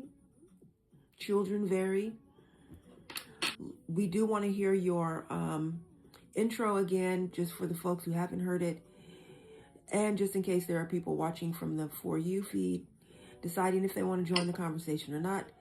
Victoria, you got the mic. My name is Victoria. I'm 44. I'm a foster child in the system that aged out and had my children taken from me, got 4 back. 1 I'm currently in the mental health system fighting for it. And then I'm currently a foster parent for 2. What do you call it? That was a lot. It's all right. I just want to, I'm only saying this on an experience that I had, and I want every foster parent in America, because there's a new one on here too that just said that she's taking foster care, and I just want to say, like, it touches me when I hear that people open their homes up for these orphan children, because, like, we get left behind, and then you end up in the mental institutions growing up because there's not enough, excuse me, foster parents. I don't know why that touched me, but it really did touch me. I was like, oh, another one. Because, like, there's a couple of them that are like, oh, I want to be a foster parent or whatever. And that just touches me a lot. But also remember that this isn't just a job. You know what I mean? And that in Kentucky, I tell, like, the new ones that are coming and ask me questions are like, well, what is it like to have your first kid come in your house or whatever, right? Because you meet everybody in your city when you do this. You meet a lot of new people. And so I tell everybody, like, think of it, because they don't know about about being in the system. So I tell all the adults, it's like getting a new job, and you go to a new job and you're an adult and you have those nerves or whatever. Imagine being 8, 9, 10, 11, 12, 13, having to do that over and over and over again until you find your forever home. And so, like, these little people are walking into these new placements and these new homes, and it's terrifying. And I feel like we expect these little, one thing that irritates me when I hear adults talking about children, because I'm a big kid advocate. Like, I'm a big kid advocate. Like, I don't know if y'all don't know me, I'm not for adults. I'm gonna be 100% clear on you. I am going to believe a child before I believe an adult. I've always been like that, and I guess it's how I was raised, where no one believed me. Now I believe kids. I'm sorry. Like, if a kid is bad, I'm going to hear the adult all day long, but I want to take that kid to the side and be like, what's up? So what really happened? Tell me the truth. Yeah, tell me why you acting out, bro. Like, what's going on? Like, So I would just say that all these little, like, we as adults expect these little people to know so much, but you got to remember, whatever age they're in, and everybody just got to give these kids. Yeah, and I know that there's some bad-ass kids out there. Don't get me wrong. I know there's some bad behaviors for sure, but I don't think there are any bad kids. But I think that right. But I think that what does that mean? Your vulnerability is beautiful. It means that you're so raw and real. It's beautiful. I'm expecting the worst until they feel safe. I have, as a grown woman, acted wild when I felt unsafe. And I love that. I guess that's what I'm trying to say. Is that when we go into new placements, there's fear and there's a lot of things, and then, like, as a foster orphan growing up, like, and then my son also saying it to back it up, like, we get into a pattern of, oh, we don't like this placement, we can just act up and we'll get moved. But if you don't act up, then you're just stuck at this placement. So that also that needs to change. Yeah, that's the only thing that turned me with Molly, because that's what I thought. I was like, dang, like, no, keep it. Right. That's the only thing. I wasn't trying to, like, be rude or start no crap or whatever, but, like, I misunderstood, and I thought she said that the baby was there first, or the girl was there first, and then the other kids came. I would have had a problem with that. I see. But like, so that was my misunderstanding or whatever. But I'll let you go because my 5 minutes is up. This is very triggering. This is very triggering, and it's only 8 o'clock in the morning. breathe. It's okay. But thank you for chiming in. I appreciate you being here. All right, cool. I just wanted to address the chat really quickly. Okay, the village. Yes, I have 3 children and want more, and there are plenty more that need my love. I'm under the strong belief that reunification should always be the goal. There are plenty of children that definitely need a safe place to be while their families are getting their, for lack of a better term, shit together. And In some situations of severe abuse, there is no reunification plan. Because of that, maybe parents are in jail. And in those situations, those children need a safe place to grieve, to mourn, to have a shoulder to cry on. So the village, please do keep that in mind, that either reunification or grieving that reunification is not a possibility. And sometimes grieving that this is my fourth, fifth plus placement. So, yeah. Slow living sister. Oh, I like that. My husband and I are beginning our adoption through foster care process. That's hard for me to read just because a lot of people see foster care as discount, low cost adoption because private agency adoption is so expensive. A lot of people will go to foster care with the intent of growing their family instead of having the intent of focusing on reunification or grief. To me, it's one or the other. But to go into it to grow your family is a setup for not having a good experience, my opinion. The village said, I'm expecting the worst. Oh, until they feel safe. Yes, that's a comment that Victoria just read. Anybody who is new to this, if you are just starting out becoming a foster parent, I always stress, make sure you are trauma informed. Make sure you know everything you can learn about maternal separation trauma. Be prepared to keep a child safe until they can reunify or grieve the fact that they can't reunify. Like, to me, that's being child-centered. If I'm going into this because I always wanted to have children and I never got that chance, and I want to grow my family because I'm going to have the parenting experience I didn't get to have, or I'm going to be able to just have someone call me mommy for the first time. These are me-centered reasons and not good reasons to go into it at all. Let me see. Thank you so much for the shares, Christina. I appreciate you big time. Let me see. There's more comments. Right. Reunion is not always the best option. That's why I just said that we want to focus on reunification. And if that's not possible, then we're focused on grieving. Because that is heartbreaking. Trust me, as a former foster youth myself and adoptee who was not allowed to grieve, was punished for grieving, was told get over it, was told, we're your family now, you should be grateful. It's damaging to not allow that grief process and be that safe place to talk about that.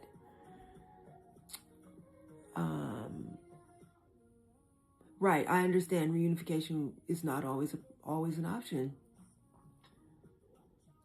Okay, the village said, I'm okay with either as long as they're safe. Thank you. I will keep that in mind. Thank you. Thank you for that response. That's all I'm asking. Can I stay involved even if they reunite? It depends on the connection you create with that family. And just like Joey was saying earlier, that he did that legwork. He made those phone calls to say, I know you're upset, you're angry, you're scared. I'm not trying to take your kids away from you. Let's be on the same page. Are we looking at reunification? Sometimes bio parents say, my mental health is not strong enough to parent. And I'm glad they're with you, but I still want to have contact. Wonderful. Let's figure out how much contact is doable. And then even after some kids reunited, actually, I want Joey to talk about this instead of me trying to paraphrase from memory. Is that all right, Joey? Yeah, I was just typing in the chat too. So wait, what do you want me to repeat? Because the question was, can I stay involved even after they reunite? Yeah, so I said, I had typed in the chat too that I've maintained relationships with all of the previous kids I have fostered because I was able to create a relationship with their biological family.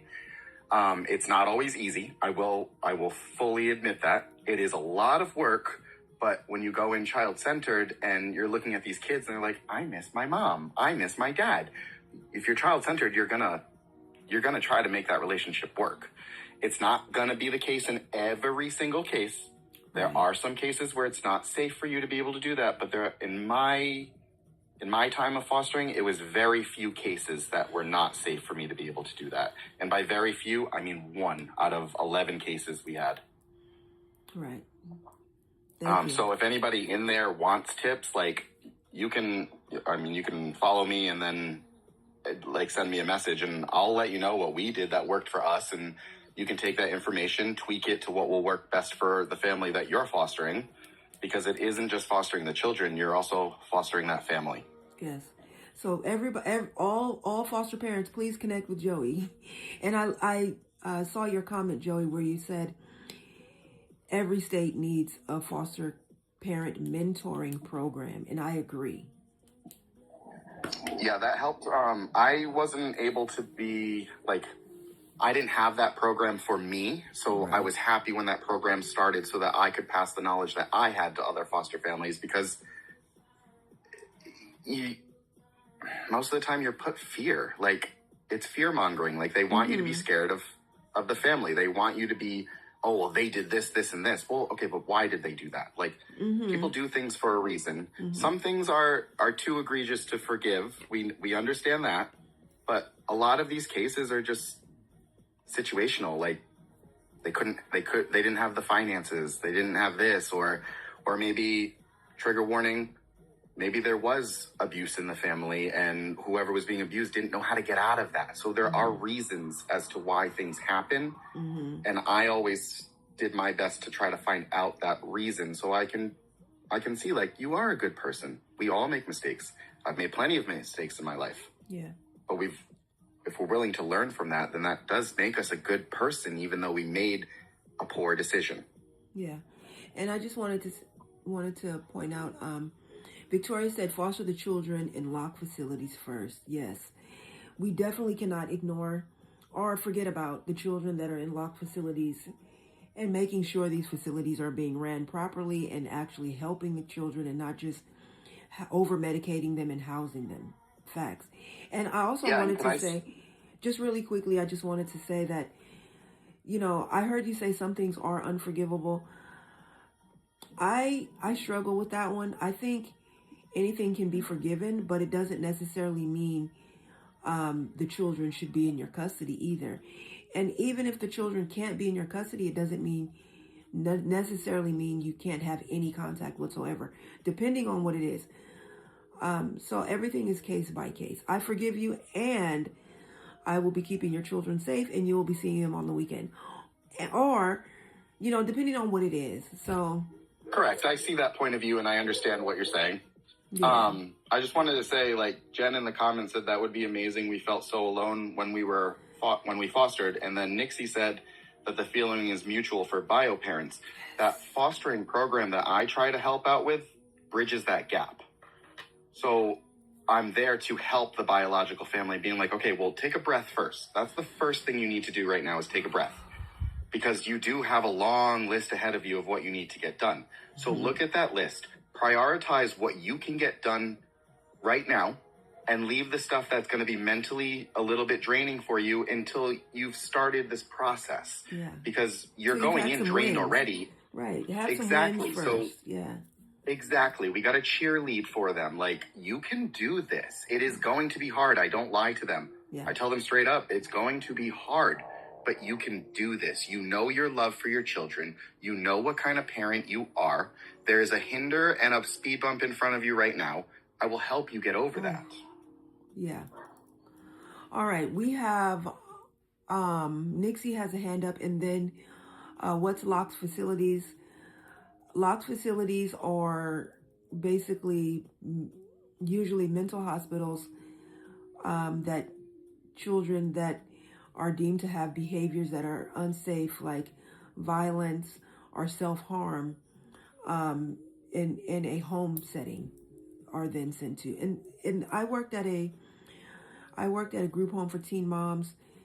Half of our girls came from juvenile hall because they had legal, they were arrested for a multiple of things, and then found out they were pregnant and were sent there to be somewhere safe until they delivered their baby. And then some were from foster care that they had behaviors that were more than the foster parents could handle, and then found out they were pregnant, so they came to us. So this was a locked facility that I worked in for parenting teens, basically. Okay. Nixie wants an additional 5. Oh, oops. Hold on, wrong button. And then we'll hear from Victoria. All right, go ahead, Nixie. I just wanted to say something. I think it was the village saying that they had just got their fostering license.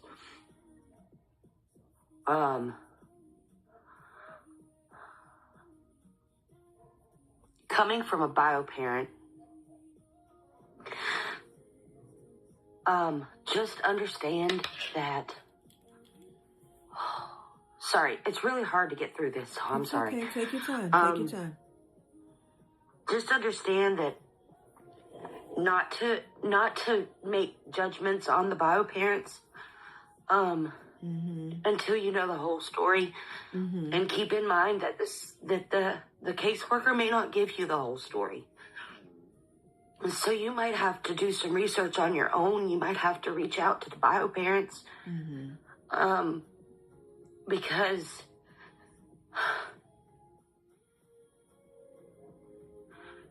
all I want is my kids back.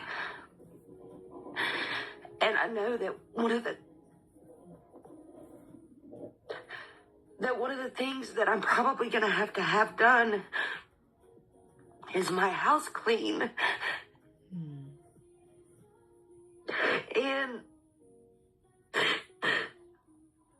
I'm going through my daughter's toys right now. And I haven't been able to touch them since this whole thing started. And all I can do is sob because I feel like I'm moving my daughter out of my life. And I knew that it would affect me this way, but I know that this has to be cleaned up. And it breaks just my remember heart. that Are you doing that alone? That breaks my heart. I do everything alone. I'm alone. You I've been shouldn't alone basically this whole process. You shouldn't be. I don't have any friends near me. I don't have any family near me. Meet you. Can you tell me where I am? I don't know how I got here. All right, Nixie had to take a work call. Let me see. Oh, Christina said, what are my stats? And then we'll go to Victoria. Christina, your stats are as follows. Christina has 2 comments, 150 shares, and 6.9K taps. That is beyond quality, and Christina is a super fan. So, of course, we want to hear from Christina. All right. Christina's invited, and then we'll give an additional 5 to Victoria. Natasha, or Nixie's back. I'm going to let her go. Well, actually, shoot. She still got some time. Yeah, she does. And then Victoria was going to be next. Okay. Hold on. Thank you. All right, Nixie, you still have time. But anyway, sorry, I had a call. Yeah, it's all good. But so it might look like I'm doing all this, at the last minute, and it might look to other foster parents like bio parents leave things to the last minute, and that might give the indication that they're leaving things to the last minute because they're not really serious about getting their kids back. But that's not necessarily the case. I left this to last minute because I knew that it was going to affect me the way that it's affecting me. And now I can't quit sobbing and I'm alone, and I didn't want to face this alone. So that's why I decided to do it while I was, sitting here listening to you guys talking on panel to maybe so I don't feel so alone. But yeah, just go into fostering knowing that you don't always get told the whole story, and that bio parents are not all the villains like the system would have you believe. Right. That's all. Thank you so much. And this is true for everybody here. Never apologize for being human. Humans talking to humans, that's what this is about. The app is always afraid of BOTs, and crying is healing, cleansing for the soul. It's okay to be human. Let those tears flow. You are healing. All right. Victoria, an extra 5, and then Christina. Yeah, I just wanted to say something on the group home stuff on what I said, and then is all Okay. I want to say is what I mean by that is that kids get, so the way you look at a log facility is look at it like a shelter for animals, like where they get put to a shelter because they don't have a forever home. That's what a log facility is. I hear everybody saying it's for bad behavior. I hear everybody saying that it's for this. You're absolutely correct, but that's not how the system works out either. And they'll put a mental thing on you so you can get into these facilities. And I'll give a 4-minute example on me. It took 12 years, Matt? Just within the 12 years, I finally had a therapist tell me, it's not you, Victoria. You're smart. You're hella smart. You just weren't taught. You were raised in these institutions. You don't come out of a vagina knowing certain things, comprehension, adding, all this other stuff. And when you're in these log facilities, they don't really teach you. I know they don't teach you. They don't have birthdays. They don't have Christmas. They don't have Easter. They don't have normal lives. Like, I don't know. And if you guys challenge me on this, I challenge you guys to go to your local locked facility and visit one unexpectedly and without anybody knowing. And just go look at these children's faces. And again, you have to kind of do your own research. Like Nixie said, go do your own research on whatever it is that you want and whatever that you do. But I'm 44 years old, and I didn't know how to wipe my own vagina until I was 23 years old, sitting in prison. And prison has the open whatever. And the way that I was wiping, all the girls were making fun of me. But then someone came in and was like, why are you making fun of her? She probably wasn't taught. You know what I mean? Like, look at how she was raised. And it's true. And everybody on here could be like, oh my God, that's just self-explanatory. Is it self-explanatory?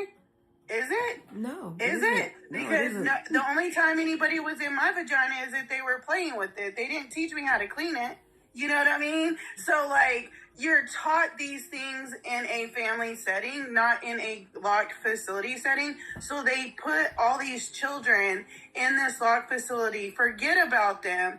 And then when they turn 18, we got a whole roll of you're from California, Marika, a whole Skid Row full. If you go to each and every one of these people in Skid Row, because me and my husband have, what y'all don't know is I love people, and people are going, people are probably going to hurt me, but I don't know how not to love people. Yeah. And I'm so serious. I love people, and I love dangerous people because I feel like they just need love. They've been hurt the most. Yes. Yeah. I get that 100%. Yeah. And so, like, if you're new at being a foster parent, I would just advise not get the little cute little ones that they're advertising up front, that little Susie and little Mary are sitting needing, forever home. Like, I really strongly, like, kids get left behind in these locked facilities, and not all of us are bad. Not all of us are mentally ill. And I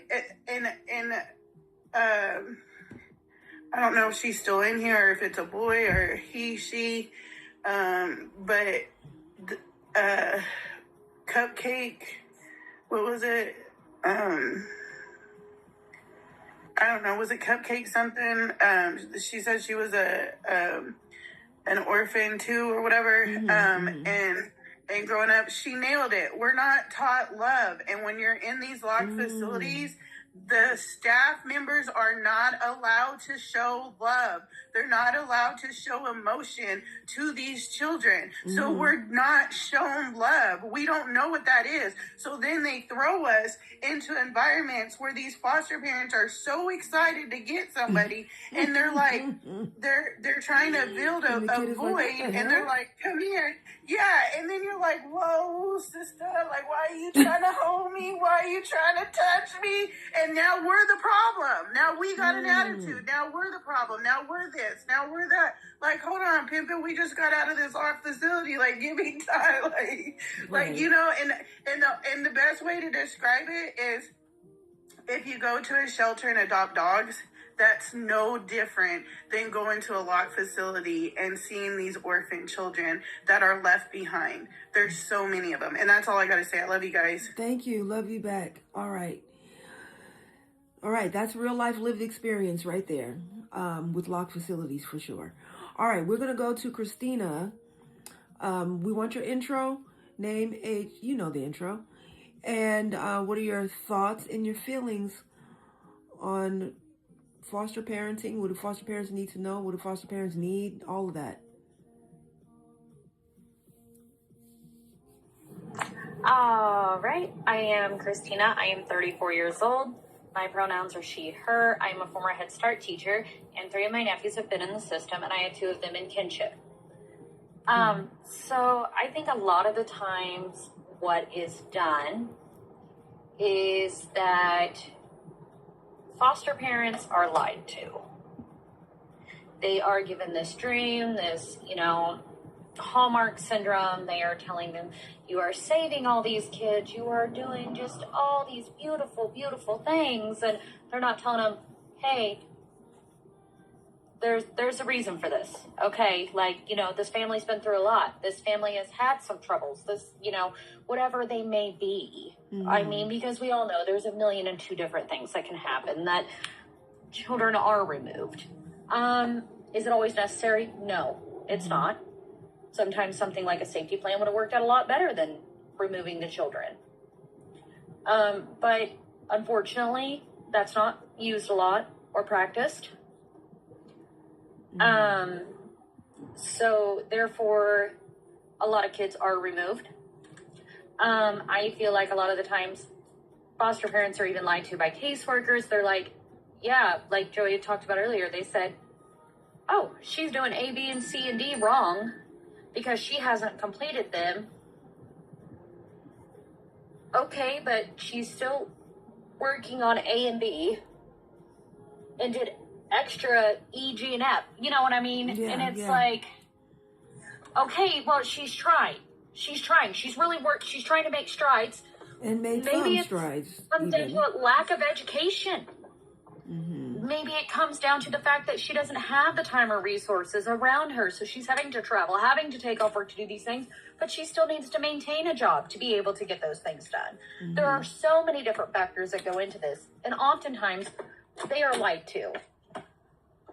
They're not being told the whole truth, and a lot of the times bio parents aren't being told the whole truth either. Because I feel like the system as a whole, I'm grateful to the people like someone who's come in quite often, Haley. She is starting as a caseworker, and she is trying to take as much as she can from this group and apply it into her job and really work for children and foster the children and the family. You know, do what's in their best interest, truly their best interest, down to the core. But when you work for a system that's not set up that way often, and you're overloaded, you're not going to care anymore. You're going to fall in that pattern of not caring or not wanting to do anything or anything else. Right, just trying to maintain save face, so to speak. Right. So you're just like, I'm getting through my day. I'm collecting my check and I'm going home. I can't do this anymore. Horrible. Oh. And I understand everybody has their breaking point. And no, there is no such thing as a bad kid. There is a lot of trauma involved in all of this. Yeah. And of course, we all love Joey and we love what he does and everything else. Yeah. And we have a couple of good foster parents that come through, and that's awesome. Yes. And I love how he still advocates and tries to do the absolute best and still is willing to help anybody through anything. Truly amazing.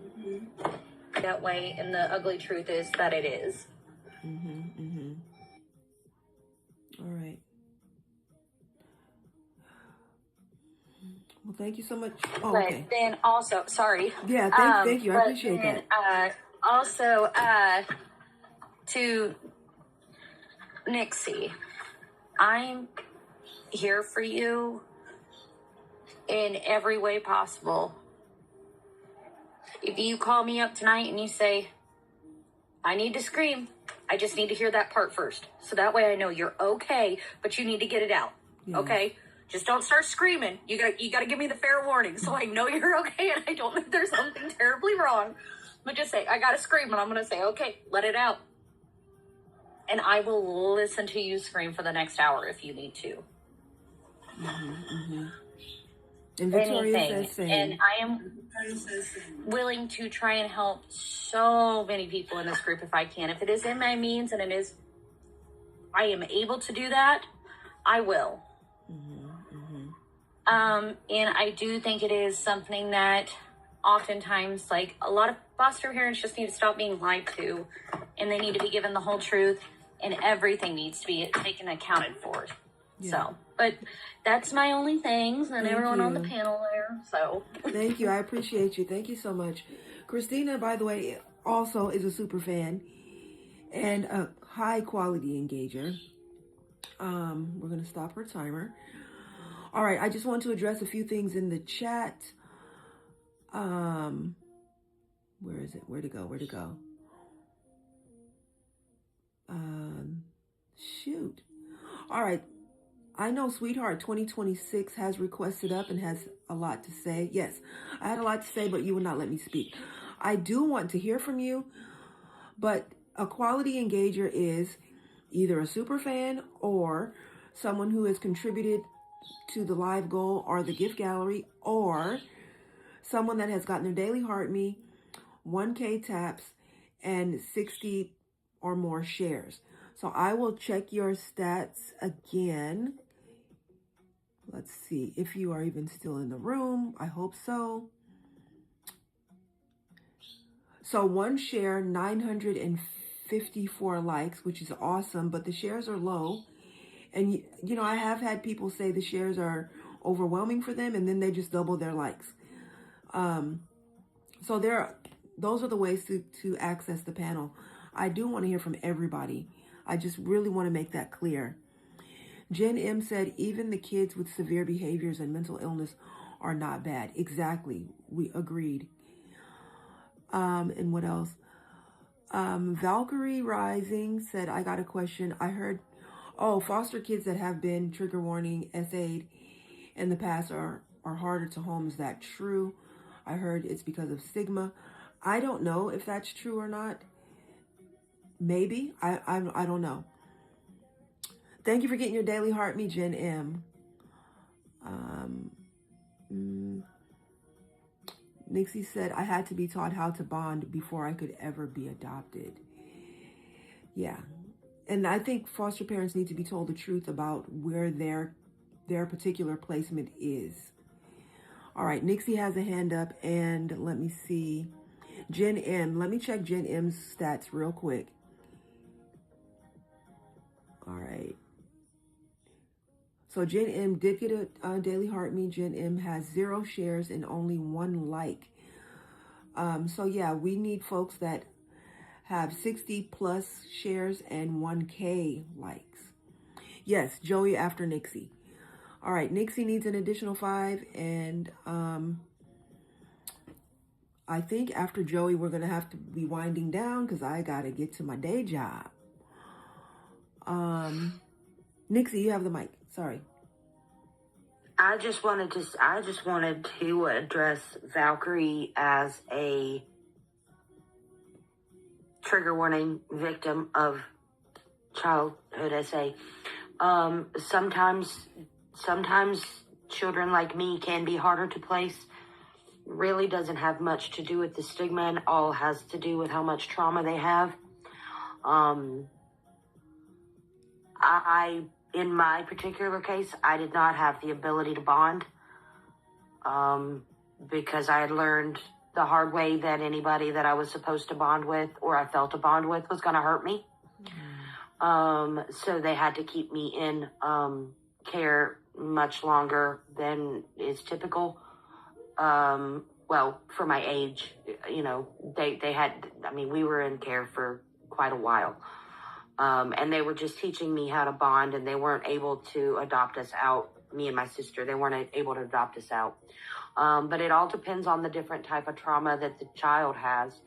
For example, every placement that I had, they had to be told, this child is afraid of men. And they had to go about my care in a very particular way. And if they did not go about my care in a very particular way, I would act out because I was scared of men. So if a man was being forced to take care of me, I would not accept that and would then become very destructive and hard to handle. Well, according to them, hard to handle. So it really just depends on the type of trauma, how that trauma is handled,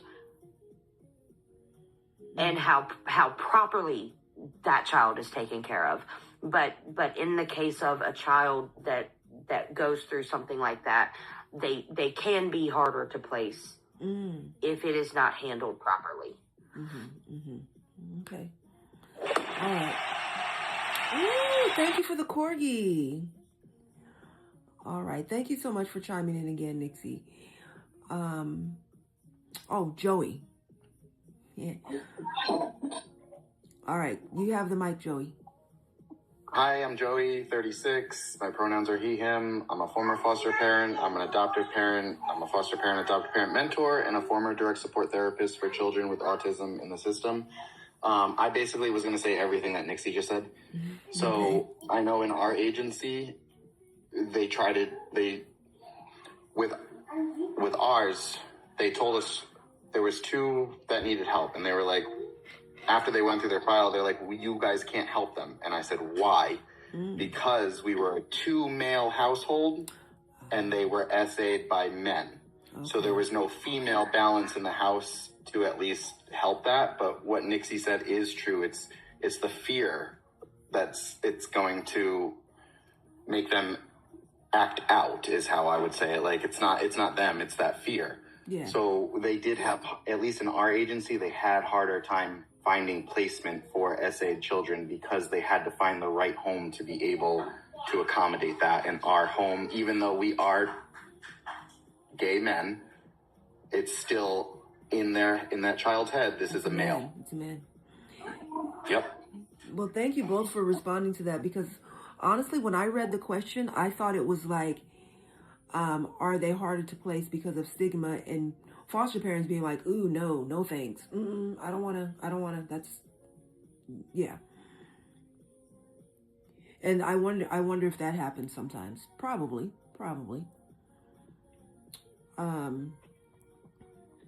Let's see. Well, I think this is a good time to end.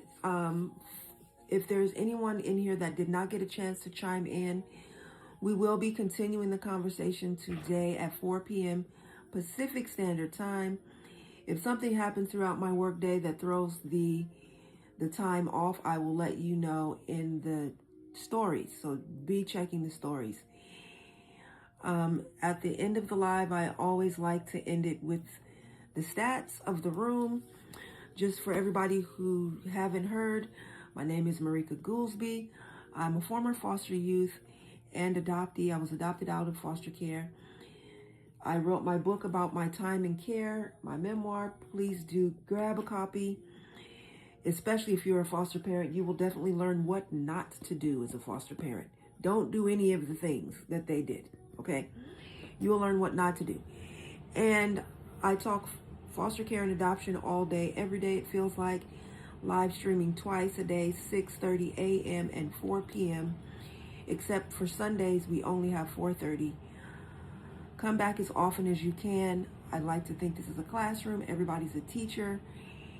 And I might go live. Okay, let me know when. I will support your live, Victoria.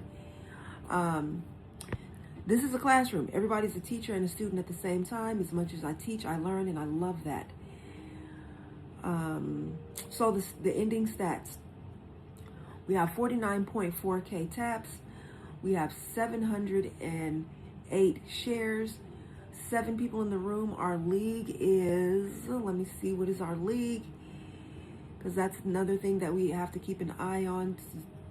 So we know our room is progressing, moving up in the ranks. I'm still waiting for it to, it's on a scroll here. Of course, when I'm like, okay, here we go. We're in a D1, top 80%. Yesterday, I thought we were in a D1 in the top 20%, but all right, here we are.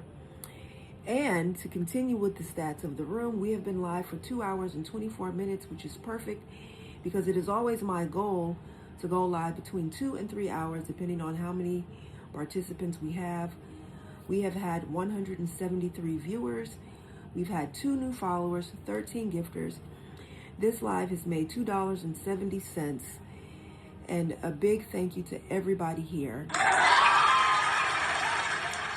Bravo to everybody who has participated in the live goals, who has become the title gifter in the gift gallery, who has spoken on the panel, who has commented in the chat, everybody that has tapped that screen, that has shared it out. Those are all the things that keep our live alive, if you will.